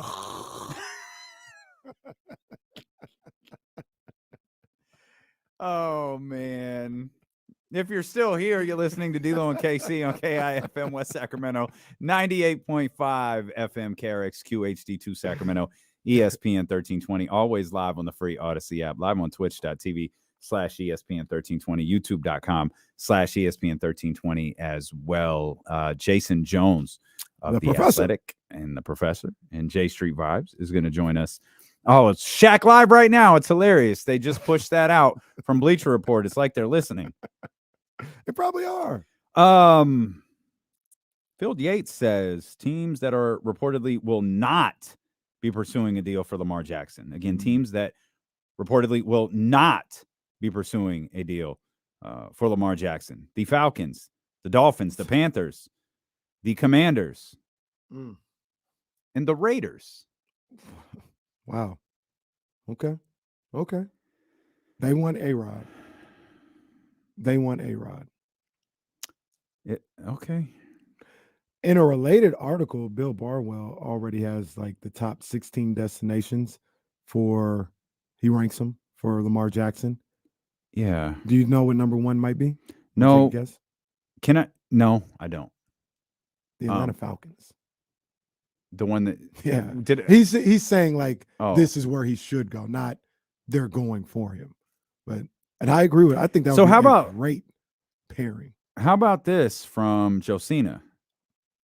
The unprecedented rush for several teams to publicly say they're not interested in quarterback Lamar Jackson may create more questions than make a statement. I didn't think about this until this exact moment. This about, we know everything with NFL owners is about Smell what you're cooking. everything about NFL owners is controlling the situation. It is well publicized how pissed off 31 owners were regarding the Deshaun Watson deal. The reports are Lamar Jackson wants a Deshaun Watson type of contract. He wants a high dollar guaranteed contract, as every quarterback should want, by the way. But he's representing himself, and he is fighting for that. He believes that there is a Cleveland Browns-like team out there who will take that step and sign him to that contract. This has collusion written all over it. That's what I was thinking. Nobody offered that son of a bitch a guaranteed contract because we can't let them dictate what this looks like. We can't let these players work for us. We can't let them dictate what kind of contracts they get. You can go straight to that line. They got away with one. It is the last one they're going to get away with. What the Texans owner say a few years back. Inmates running the asylum. Yeah, I didn't even think about it, but it's spot on. It did not cross my mind until reading Josina's text, and that's 100% what I believe this is. Because I can't. And it's not about, because I'm looking at this isn't about race. It's not about Lamar being a black quarterback. This is about the position. Control. This is about the way things have been in the NFL. Non-guaranteed contracts. And the desperation of the Cleveland Browns, who were in a bidding war to acquire Deshaun Watson, stepped forward and said, we will literally give you the Godfather offer. A fully guaranteed contract in a value that no one in this league has ever seen. Deshaun's contract is almost so outrageous, you have to throw it out when talking about other contracts. Lamar is trying to eliminate that. And we talk about this all of the time. The NFL the NFL Players Association, and thus by proxy, the NFL players, they don't have a backbone. If every quarterback said, no, I'm signing a guaranteed contract. All of them said that. You have guaranteed contracts, but they can't get on the same page. Right. Lamar, while I don't think what Lamar is doing is effective in terms of representing himself, I believe he's trying to take a step in that. We need to normalize guaranteed contracts. And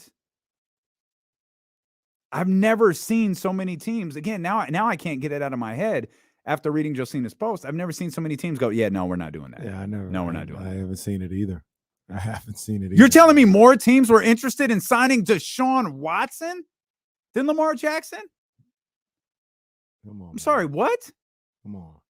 And then while I agree it's not racist, it does seem like collusion. It does seem like a knock against Lamar for a number of different things. Sure. Like, this is one thing that you talk about him not representing himself.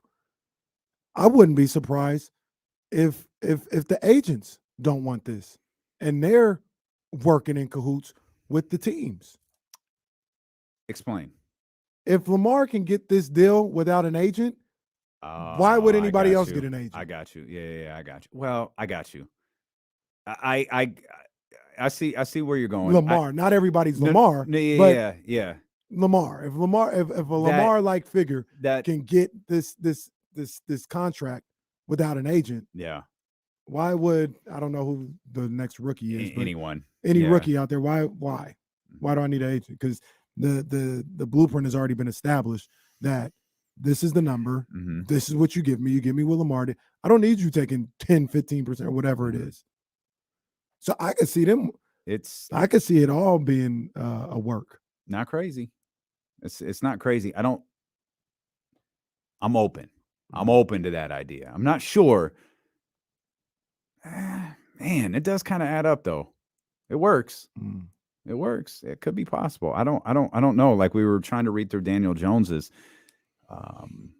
contract stuff during one of the recent commercial breaks, and Daniel Jones got Ian Rappaport. I didn't have like the specifics, so the wording was a bit confusing.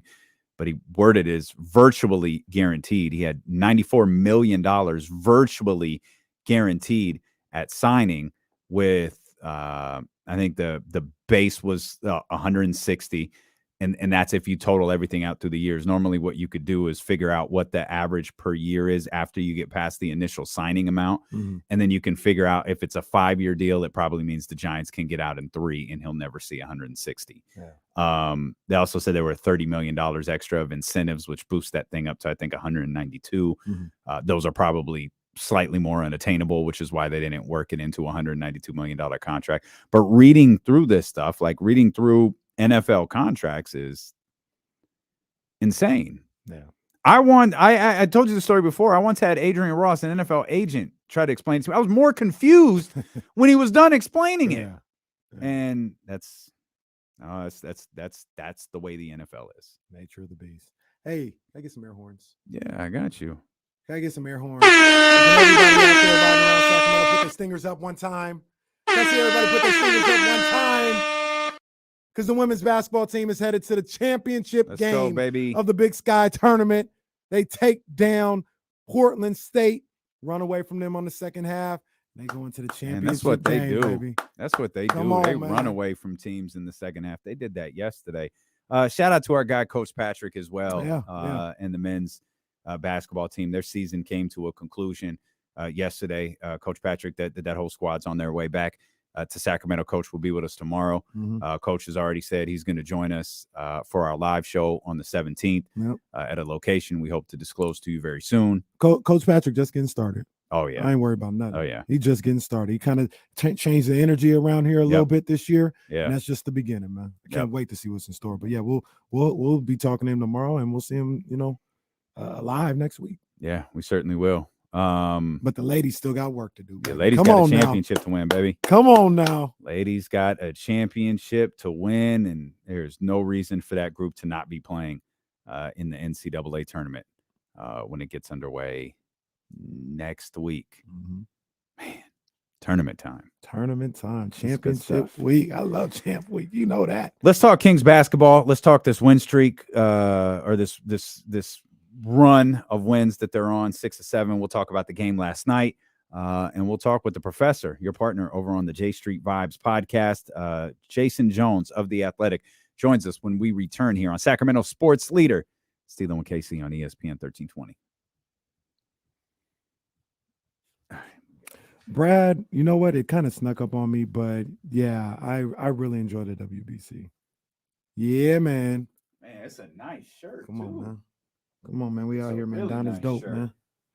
Don is dope. You know what it is, baby. Come on, man.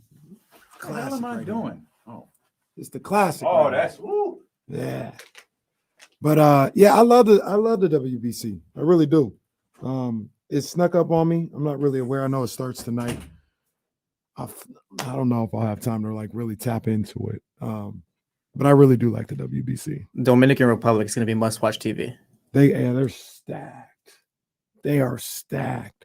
Are they in Florida again? That whole little quadrant? I'm not sure. It's usually where they play, and it goes crazy because they be having DR, they be having Puerto Rico, they be having Cuba in there, and then they put USA in there last time. That little quadrant went crazy last time. Crazy. Oh man, that's what's up, Cutting Pete, man. I've always wanted to get to the Pac-12 tournament, man. So enjoy yourself. I got to get out there, man. Ramsey says Dominican are in Miami. Are they in there with Puerto Rico and Cuba again? Should be. It only makes sense. That'd be the smart thing to do. Ramsey, where's Mexico playing? It's a good question. They got a couple of Red Sox players on there too. Are they doing San Diego again? I gotta check this out. I gotta figure out what's going on.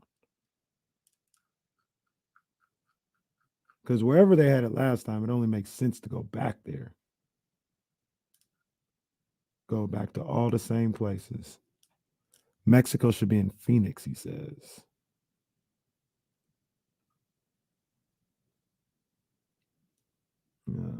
Cuba and the Netherlands. It doesn't look like they're in the same places.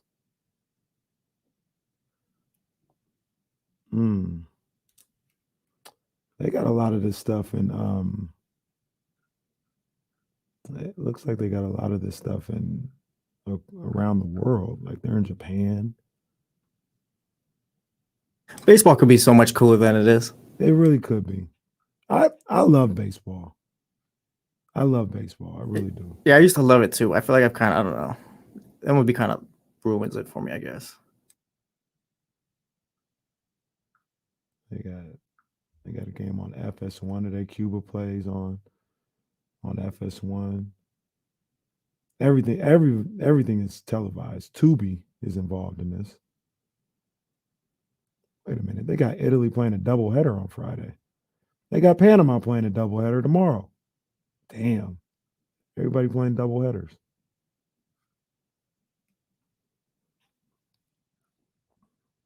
USA plays on Thursday against Great Britain in Arizona. Dominican Republic versus Venezuela. That's going to be a good one. Really Puerto Rico and Nicaragua. It's going to be, to answer your question though, the World Baseball Classic is going to be pretty cool. I enjoy it. I always do. It's one of those things though. It's a tough time. Like I don't know when the right time to do it is. The best time to do it is probably stop the Major League Baseball season and do it in the middle of the season. But they'll never do that. Yeah.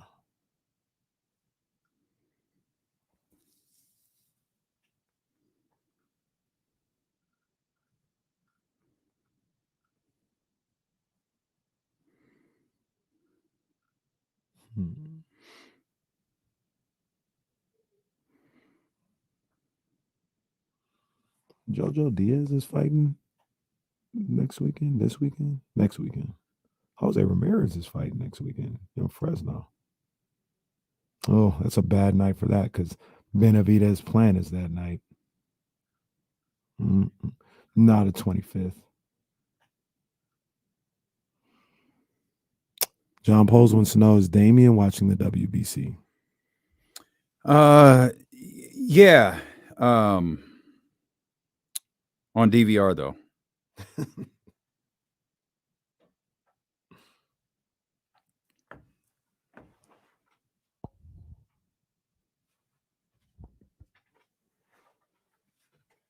Oh, what a show.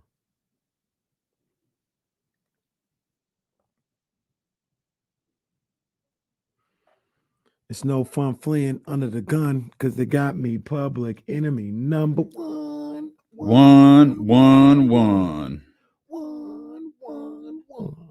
Uno. Man, I don't like gum bottoms. Do you see these new Jackie Robinsons? No. Did you see those SB4s? The green and white joints? Yeah, I don't like bottoms like that. I'm not a big fan. You know what shoes I really want are Prestos. Yeah. Love them. Do you have any? Got two pair. One of my off whites. Huh? So one of the off whites or the off white. You do? You have the black ones though, don't you? Yeah, I got the black. I got some regular Prestos, the red and white. I love Prestos. I need more in my life, to be honest with you. Yeah, those off-white Prestos are just Lord. The white ones, though, I can't wear. They're the black fire. ones. I've seen them as they get old, though. They change colors. Oh, well, you got to call Mario. Those that I was worried about that because that's a plasticky type thing. Yeah, I was worried about that. Shout out to the day one, homie one, Twitch one, our man Bryce. Bryce, happy birthday, bro. Big ups to our guy Bryce. 2 air horns for Bryce. Yes, indeed. Bryce would call us in the factory. Bryce used to call us from the factory. Yep. I think first time on the show. First one to cuss on the air. Young Jesse didn't know what to do. Bryce called so long ago. That's when we were still alternating producers. Jesse for a couple of days, Charlie for a couple of days, and I remember Danny and Sammy was like, "Hey, do you know how to produce?" Oh yeah, never did in my life. No, that's life, baby. That's what you do. Hey man, it's we always say this about D-Lo and Casey. This is a show that grew together. The 2 of us, the 3 of us, the 4 of us, everybody watching. Man, we grew this thing together, and now y'all have put us in a position to where we get to do a live show 1 week from this Friday, March 17th, at a location that I really hope I can announce tomorrow. That's the plan. Really hoping to be able to announce it today. But they probably forgot that I asked them. And when they see me, they're going to go, "Oh, you can announce it today." Yeah, well, you haven't done it already? It's 4:00. I'm like, what? You haven't done it already? As Bryce says, 2 hours and no streaming. Oh boy. You want a good laugh? Go look at them early views of D-Lo and KC. Boy, we used to be so hyped when like 20 50, people were here. 50. Yeah, when we hit 50, boy. I remember the first time we hit 100. It was like, oh, what a moment. We used to be just a gray wall on the couch. Oh, the gray wall and the couch, baby. The gray wall and the couch. Yeah, man. Hey, real quick, before the professor comes in here, this kind of random. Well, actually is random. You see Golden One Center stepping up their game? You see who's pulling up to the Golden One Center? They got a couple of different little Ricky Starks. Who? Well, that's big time. But you see Snoop is coming? I didn't. With Wiz Khalifa. Oh, and then you'll never guess. The amount of weed in that. You'll never building. Guess who else was there. I hope that's on that show. Yeah, you're right. I won't. No, you'll never guess. Who? Too short. Warren G is going to be there as well. DJ Drama. Wait, what is this? A V101 show? What is this? I don't think it has a connection. What's the name of the? Does it have a concert name? It's called the high school reunion tour. Okay. But I think it doesn't have it's not connected to anybody right now. Okay. And then Lizzo's coming to Golden One Center. Oh yeah, I saw that. With Lotto. I saw that. I might actually do that one. I wouldn't if we can, I'd love to. I might do the Lizzo joint. I want to see Lotto. Lizzo, I like Lizzo's. I like 3 songs that Lizzo has. And I like the song. Really? Yeah, I like the song, so it's cool. But I'm not like a huge Lizzo fan. Man, Snoop Dogg and Wiz Khalifa. Lord have mercy. I'm excited to see what DJ Drama does. DJ Drama gonna have it popping in between sets. P-Lo gonna be at Ace of Spades. He is gonna be at Ace of Spades. Yeah. We should have gone to see Eric Bellinger. I think we kind of missed the ball. I know. I would have known. He literally walked past us. He did. He literally walked past us while we were doing the show. That was at Harlow's too. I like Harlow's. We kind of blew that one. The professor, the one, Jason Jones, host of J Street Vibes, contributor over at The Athletic, and our guy. What's up, man? Nothing. I'm high thinking about that concert already. Like Wiz and Snoop. That's like a cannabis dispensary's dream right there. Just buy the whole thing out. But if you like watching what Wiz does on social media with bongs and drug paraphernalia, it is it is incredible. Like it's an effort to get high with Wiz Khalifa. Yeah. Like it's an exercise. It ain't no puff pass. It is a full on. Hey, get the water, heat this little thing up, take this, clean this. Like it's a process. That's why he took up MMA, because he needed to be in shape to do all this stuff. It's like a whole game. It's like, like you just can't walk in there like an amateur. You got to, work your way up, Wiz Khalifa's been scheduled for this show for like 3 or 4 times. And they would eventually just be like, just forget it. Just talk to Rick Ross again. Just forget Wiz Khalifa. Like, we can't really, Wiz might have been, Wiz might have been a little, might have been a little, elevated, and then got his times, days, weeks mixed up, Shout out Wiz. That's a show though. I want to go to that one. Speaking of guests, did you see who joined us earlier today? I actually had an interview right at that time, so I got to go back and watch it because until I see it, I don't believe that he was on and you weren't. That I don't believe there was like a split anything. I don't believe it because, like I said, it was great seeing you down at Chase Center on Sunday. Yeah, way to open the show. I mean, hell of a match. We talked. It was a great conversation. You'll enjoy the interview, but I know me personally, Damian feels the same way. We talked at length about the star that is Ricky Starks. He's a star, man. He's a star, and he got to AEW, and they allowed him to be Ricky Starks. They didn't put him in no character the way the WWE probably would have. And the WWE has a lot of success doing that with certain people. It's a different type of thing sometimes, but I didn't think if you're trying to get the best out of somebody like Ricky Starks, you can't do that with him. And he's great at being himself, genuinely himself. It might have had a chance if they would have got him in NXT first, and then maybe if you get him there, and then maybe he comes up to the main roster when Vince is gone, because that's what was ruining it. You get this great character development in NXT, then you get up to the main roster, they change your name and put a weird outfit on you, and now you're a joke. So but yeah, I'm glad there's more than one promotion in the States so that you can get this development. The way both rosters are pretty loaded in terms of just the number of talent, but Ricky might have got stuck in NXT, and then maybe Vince would have said, I don't get him. Yeah. And then he would have maybe put on a New Orleans Mardi Gras style outfit or something. He would have been the Frenchman. They would have had King Baby, the human beignet. They'd had little King Baby Cake running around with him, and he turned like Karrion Kross into like a BDSM character, for God's sake. Yeah. So yeah, bizarre. I didn't know that Ricky was in WWE. He got speared by Ryback. And he did something else. I don't remember if it was Cena or who it was, but he was an extra a couple of times. Yeah. It's funny to go back and look at who was an extra at various points. Like seeing Tommaso Ciampa with hair as an extra, and seeing like very famously was an extra. I didn't know. Yeah. That. Wow.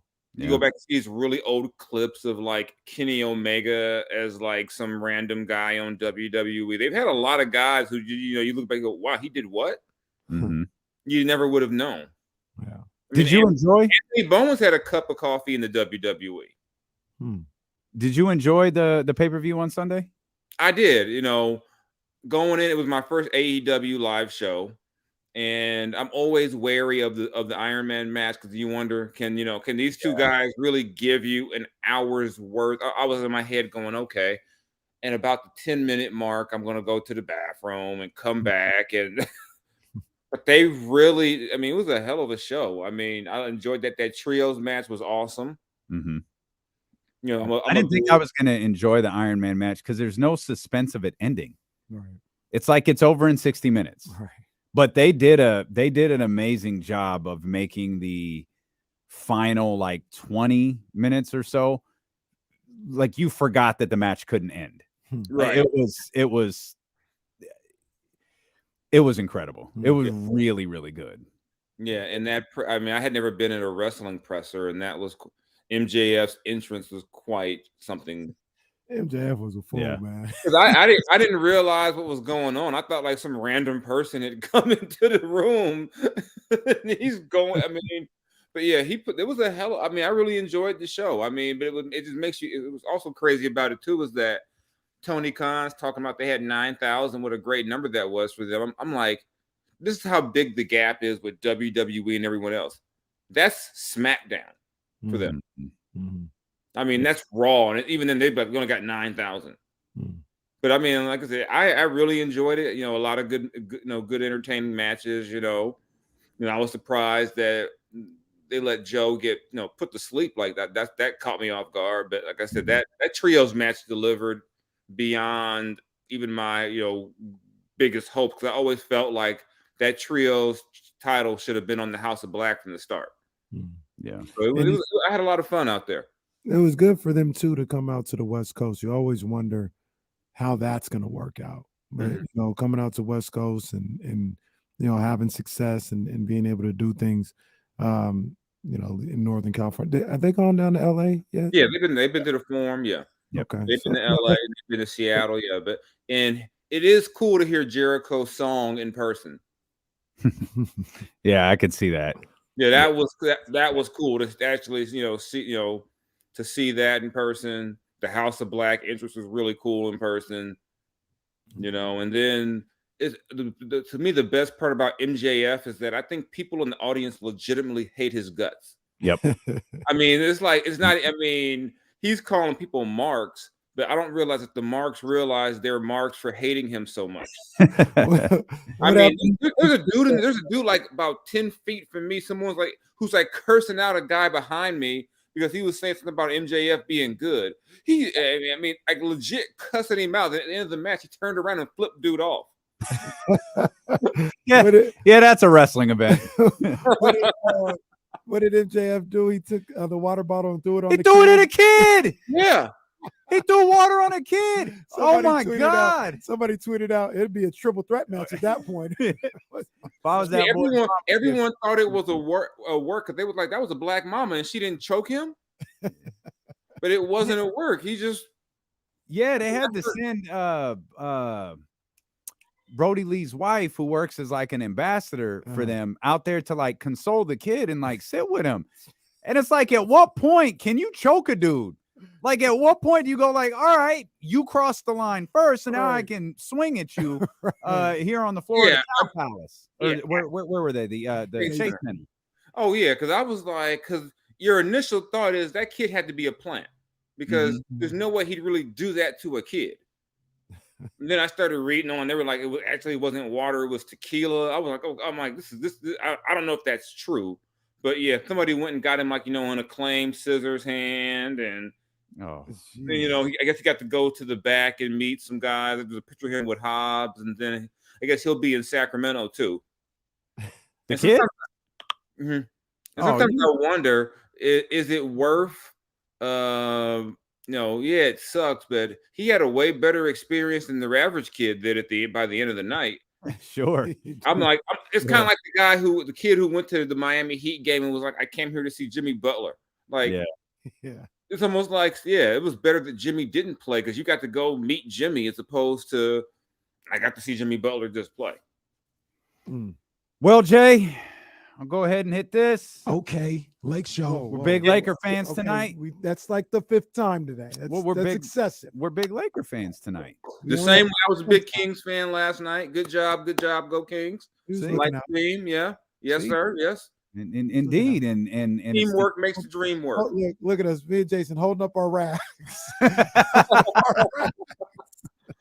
United, yes, indeed. I'm the Sami Zayn of the Kings fans now.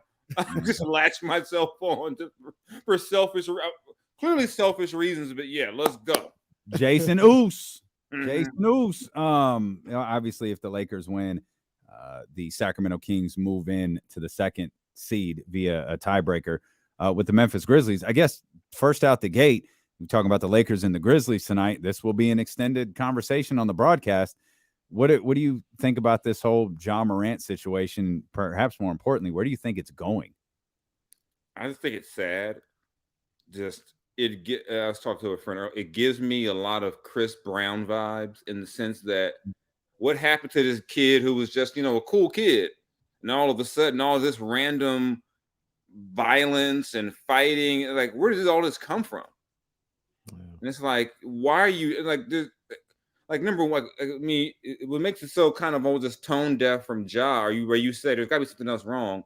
That article came out like Thursday or something, like late, like last week, and within a couple of days, you're posting that. somebody was saying he got caught. I said, he didn't get caught. He posted it. He flaunted it. Yeah. It's like, I don't know what's going on because that's a flagrant, number one, that's a flagrant violation of the CBA. I mean, it's, he's going to miss some time for real. And I don't know what's going on with him to where, you got that incident. You got the whole incident with the Pacers that the league, you never would say it wasn't that big of a deal, but clearly someone with the Pacers thought it was a big deal. Right. I don't know anybody who plays around with lasers who's cool with that. Right. And I talked about it yesterday. There was that situation with the Pacers because Ja came out and he was like, yeah, they did an investigation and they said it was cap or whatever. That was so random and specific. That leads me to believe that actually happened. That was not cap. Like whether it was a pin or it was a gun, like I believe that actually happened. Because that who goes around saying that randomly? Like, hey, they pointed a laser at me. Like, nobody say that no more. Yeah, why would the Pacers decide out of the blue? You know what? We're gonna say they aimed a laser at our bus. Like, there's no reason you would make that. I can't think of a reason to make that up. And then you had his boy going on the court, and that team has given off a very immature vibe for a while. But this goes beyond immature basketball. Like, there's something going on where when I saw that post that morning, I said, "Oh, he's not going to play for a while. They can't." I said he's bad for business now. I said you can't, and remember this. If you want to go back further, remember going back to the bubble when you were able to put whatever you want on the jerseys, and instead of putting whatever, he put F over the 12. So it's kind of like he's been towing the line. That you hear the report. I heard it a while ago about the whole idea of him getting into it with the 17. I'm like, why are you playing hoops with a 17-year-old kid? And I don't get it. and I'll say this and I'll say it again. Memphis is not a city you want to mess around with the locals like you somebody big and bad. Not at all. Yeah, like I said, as sad as it is, they took young Dolph was from Memphis and they took him. Someone murdered him in his own town. And, we talk about, well, what shouldn't happen at home. It happened. And you don't think somebody out there might say, that'd be a nice, bragging rights thing. I got to, it's like, man, I just really hope that they get, with him away from the team, whatever the issue is or issues or the people who were around him and I can't even blame the people around him all the time. It wasn't a bunch of people who made him do that. Yeah. I think a lot of times you get wrapped up in this, it's the people. Who lets the people around? We got to, at some point, what I'm hoping comes from this for Ja is that instead of everyone going, it's the people, why doesn't his dad say something? No, Ja, you got to fix this. And to me, I know it was early, but to me, their season's effectively over.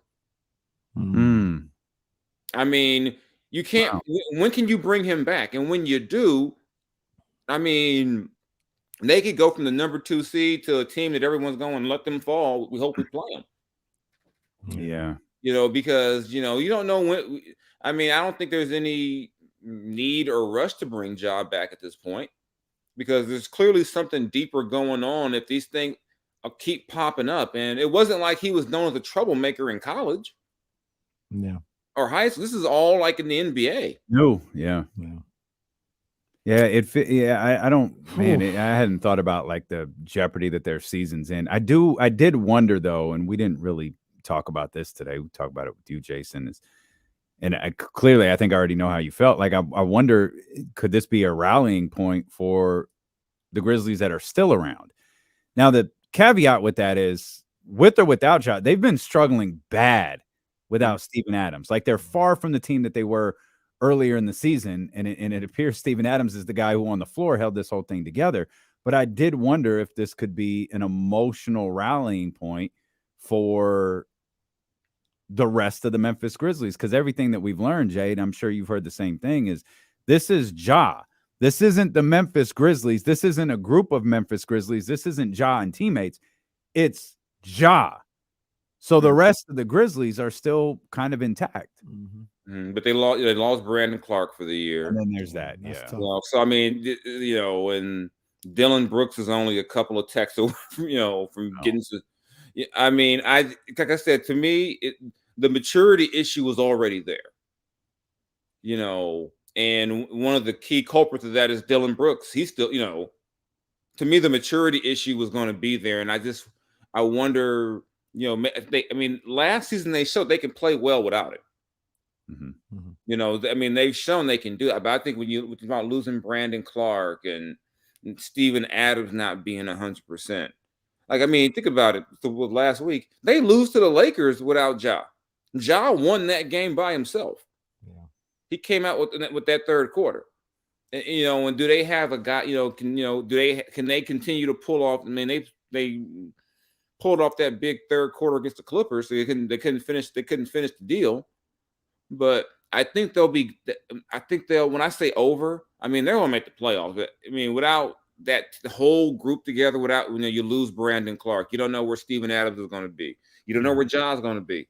I just can't see. And plus, like you said, they've been struggling as it is. I don't know how if they can get everything back and make a real run in the postseason, which is really sad for the team because, you know, you know injuries are going to happen. This thing with Ja did not have to happen, or maybe I should say, maybe it had to happen to get him straight.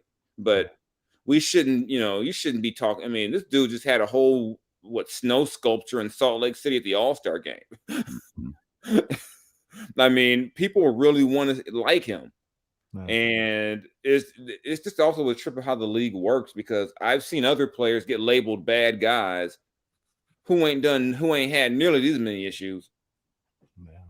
And the thing with Ja is, like, I don't know if it's unfortunate that it happened right now, but it seemed like the way things were going and how everything was, it was only a matter of time, you know, and it's snowballed throughout this whole week. It went from, you know, just the stories in Indiana to, you know, him in the mall beating up a kid. Now he's got the gun. Now how'd he get the gun? Now he might be gone for 20 plus. Like, it continues to snowball. And like you said, maybe it has to happen for his career. Maybe if you're the Memphis Grizzlies, you sacrifice the season, so to speak, to make sure he's around for the long term. Like, you can't just bring him back out there in 5 games and think that everything's changed. No, maybe he needs to lose basketball for an extended period of time, get himself together, and kind of save the situation, save his career for the future, as opposed to just this year. Because, you know, guns are nothing to play with. I mean, that's, you know, and the fact that he thought it would be okay to go on IG Live and shows you that his head's not in the right place. And I think, you know, it may be, you know, he's still young. I'm not trying to label him like, you know, I'm not trying to label him like a gang member or anything like that. To me, which is part of the problem. He's not a gang member. Stop acting like one. Skip Jones here. Ja Morant wants to be a Crip. Ja Morant wants to be a Crip. Well, you know, but I think he's young enough, and maybe just, you know, this situation can shake him up to the point where you say, you know what, I was wrong. I need to do better. I think I sent something from Mark Spears. We talked about how Carmelo Anthony had to really change up his circle. You know, and if he doesn't do that, he doesn't get 18, 19 years in the NBA. Because part of it is that no matter how good you are, if you come with problems all the time, no team wants to deal with you. And I thought, you know, think about it right now.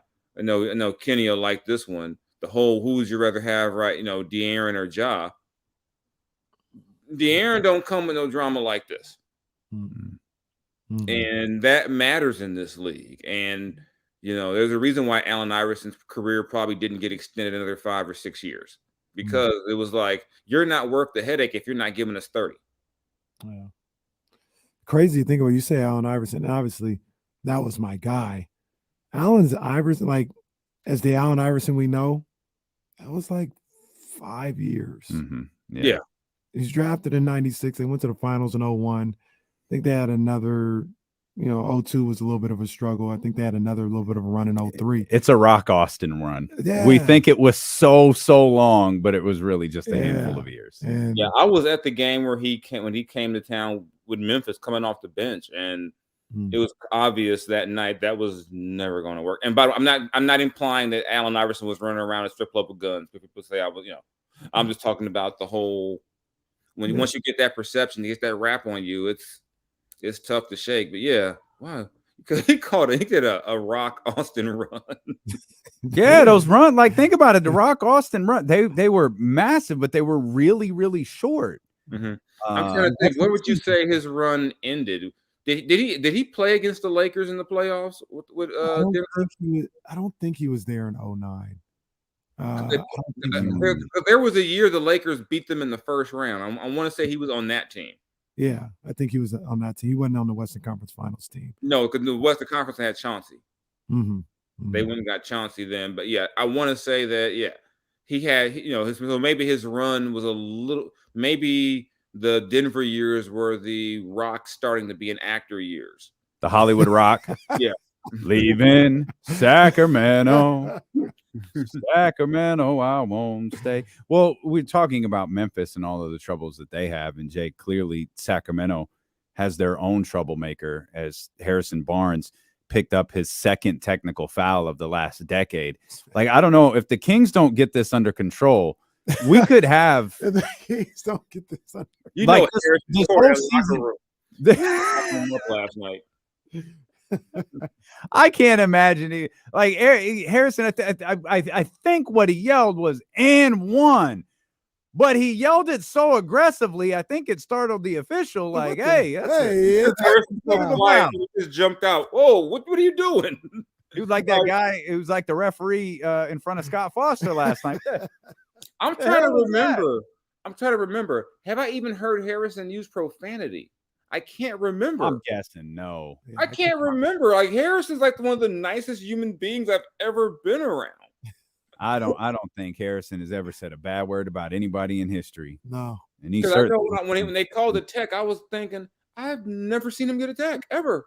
Even when Buddy shot a half quarter with 7 seconds left, he was just like, I don't know. Even when Tyrese looked at him, what the F was that? I don't know. I think the closest I saw to Harrison getting mad was at a Buddy shot.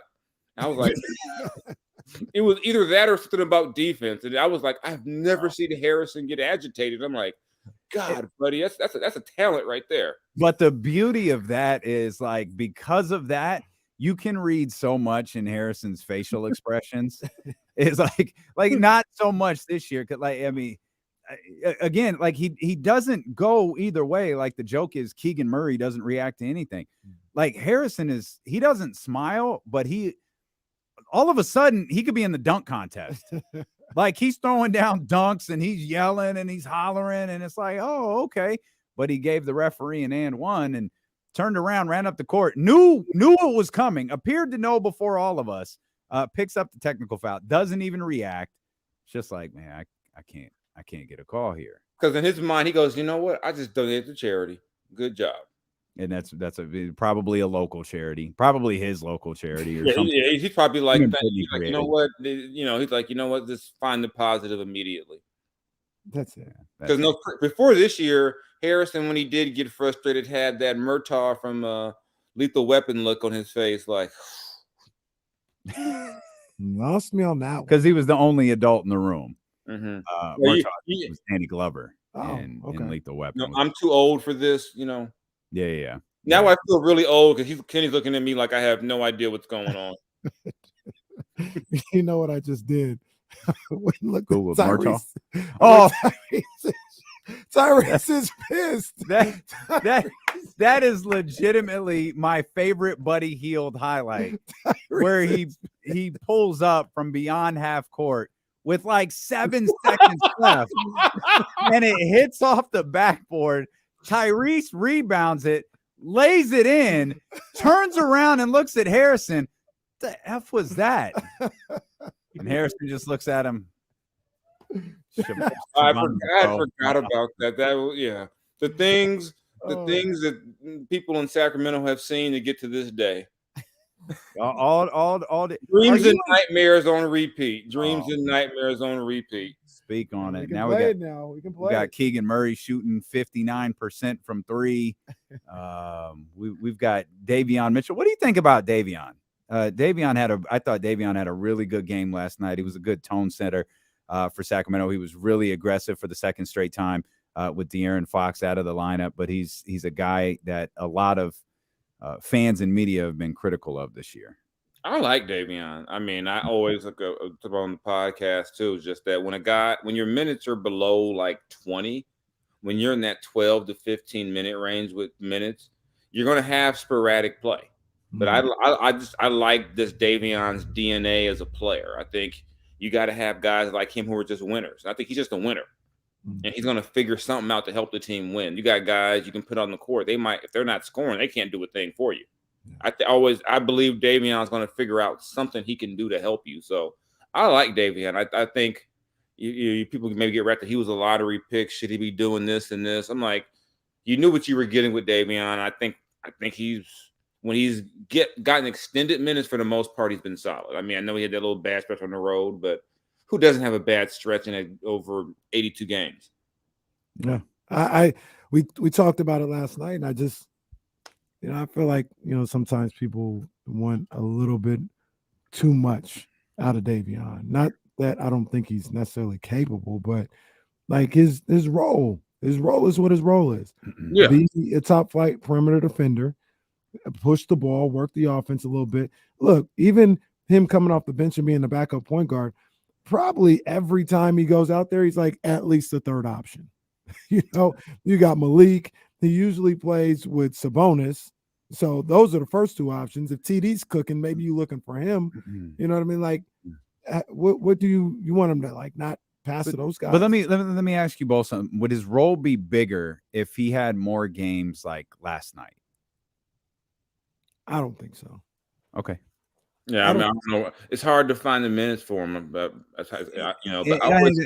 yeah, that's what it boils down to. Is he on the floor with De'Aaron or not, and how often? Yeah, how small do you want to be out there? I mean, do you want to go like De'Aaron, Davion, and Malik? I mean, but I think a lot of times too, we get caught up in fans, media. You get mad at a guy for being who he is. Like, this is who David, and when you get mad that he's being who he is, when you expect a guy to be what he's not. It's kind of like expecting Buddy to be like a, sound decision-making playmaker. No, it's not what he is. That's not who he is. Yeah. A high IQ basketball player. Leave my friend alone. I'm sorry. This is what it is. I'm sorry. My apologies to. Like I told him, he said people say I don't play defense. I'm like, buddy, you don't play defense. You don't. Like, what do you mean? People like you don't, buddy. I don't know what to tell you. Shout out to Buddy. Shout out to Chivano. I'm always gonna call him Chivano when I see him. That's all right. That's all right. Jay, we appreciate you.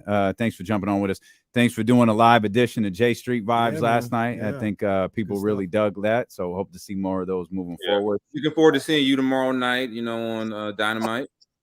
No, I'm going to be at Dynamite, not on Dynamite. It's posted to YouTube. Go watch it. It's real. I'm going to watch it. I was mad I had an interview right then. I'm going to watch it because I'm still going to – I need visual proof that they're not the same person. Are you making the move to Dynamite tomorrow, or are you just watching? I'm just watching. I mean, if I had to go out and bring all the kids and school night, and I ain't bringing these kids. It always becomes they all want me to buy them a shirt, and then boom, I'm out of $200 just. And I heard them merch lines at AEW events are stupid. They are. I got a video of one. I was like, "Is that the line to get in?" He's like, "That's the line to get a T-shirt." And by the time I got up there, I'm like, "What you got?" They only had like 2 options for me, but I'm like, okay, but they didn't have any bloodline shirts for Jason at the event. I got an AEW, and I'm mad because my shirt is San Francisco 49er colors. Well, that's go. Your team. Well, that's we saw you. We have visual evidence that that's your squad. Yeah, we saw you rocking 49ers colors, Jay. God. It's on the internet. It's living forever. Get ready for Aaron Rodgers. Just get ready. I was moving this weekend, and someone saw the lanyard and goes, "Ooh!" I'm like, "It was for work. Let's be mature people." Jay, we appreciate you, man. All right, see you next week, y'all. That's the professor right there, Jason Jones of The Athletic. Everybody wants to know where I found that buddy shot. It was Kings Celtics in empty arena 2020. Oh, that was an empty It was arena the 2020, 2021 match. The halftime heat. Halftime heat. Now, there's an extended version where you can see Tyrese ask Harrison that, but I can't find that on YouTube. There's a what? Like when you go to like what I see right now, it's just like Tyrese fouls it up. It's the end of the third quarter. He fouls it up, scores, and he like Harrison daps him up, and he looks, and he's looking so pissed off. Yeah. And then it cuts off to the next play. Okay. There is an extended clip where he says, "What the blank was that?" The director's cut. But I can't find out right now. We'll work on that one after the show. We definitely have to find that. That's solid stuff. And great stuff from Jason too. Always great perspective on things like the Ja Morant situation. And that's obviously something that's going to be talked about a lot, which speaks to, or continue to be talked about a lot, which speaks to the level of star that Ja Morant is. Like it's an entity. It's a big story for the NBA. A couple of quick things here that we missed. We got Grizzlies at Lakers. We got Warriors at Thunder. But I'm going to state that again. Warriors at Thunder. So you got the Warriors on the road tonight. Thunder up. Yeah, I think we're definitely rooting for the Thunder in that one. Jazz at Mavericks. Go Jazz.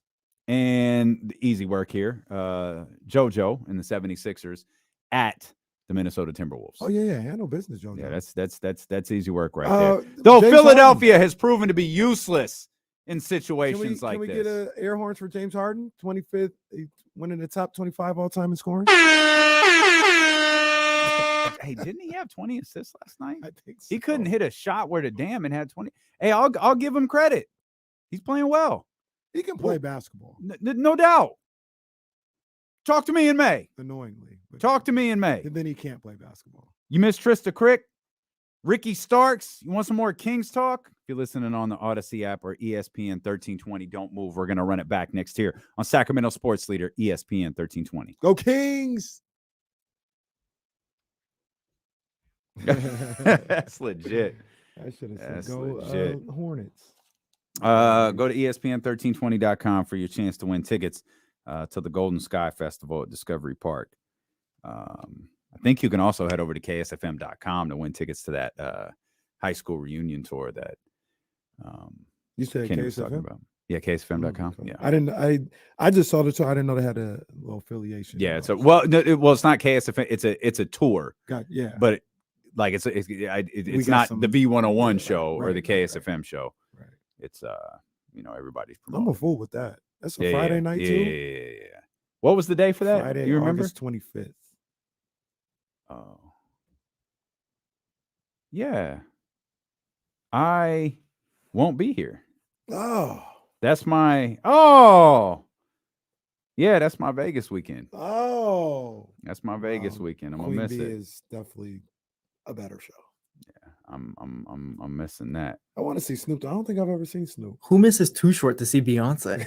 Too Short will be back in 6 months. Too Short will be back at halftime of the first playoff game. Too Short. He'll be rapping, getting it again. Too Short will be performing outside the Golden One Center. Let's just hope he doesn't stop 20 times to talk about growing up.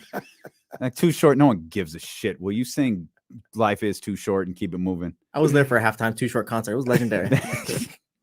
Blow the whistle. Come on, that's my cut, man. That's all timer, boy. Man, that hit the Grammys. Yeah. Blow the Whistle hit the Grammys. Blow the whistle is all timer. All right, man. Let's get out of here. So AEW starts at 4, but I don't think that's the show. I think like they record a show. I think AEW goes live at 6. It's 6. I think Dynamite goes live at 6. Okay. Yeah, I got to figure that out. So I got to. Yeah, man. I'm gonna be going Wednesday, Thursday, and potentially Friday. What's Friday? If Ronnie come to town. Oh, I might try to see Ronnie. Yeah. Wow. I don't think I'll be able to make that. I'll tell you that right now. If I go to AEW, which I gotta go. I gotta take me to AEW. We gotta go. Gotta work. And then Thursday. Jasmine, we have to work. Jazzy 510. We're going to work tomorrow night at the Golden One Center. It'll work. I'm gonna come in there talking about Bronny. She gonna be like, hey, I'm gonna go out on a limb. You ain't going nowhere Friday. That's just my humble opinion. Yeah. Especially so I'm trying to make a move next Saturday. NCAA's in the house next Saturday. Come on, man. Yeah, we're probably gonna be out for a while on Friday too. Yeah. We're gonna be out for a while. Hey, man, you know I love you.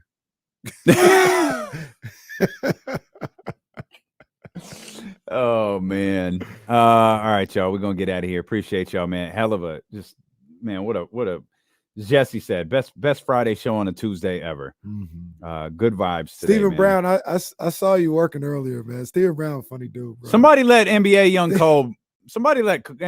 Kobe know he's free. Somebody hit NBA Young Stephen Kobe. Brown was Stephen Brown funny too. Stephen Brown was over there, man, and he came back reporting live. Stephen Brown a funny dude, man. Oh, he was down south? But he was reporting live. Oh no. He was reporting live. Oh Lord. In our chat. All right. He's a funny dude, man. All right, man. We're gonna get out of here. We'll see you guys tomorrow. Appreciate you as always.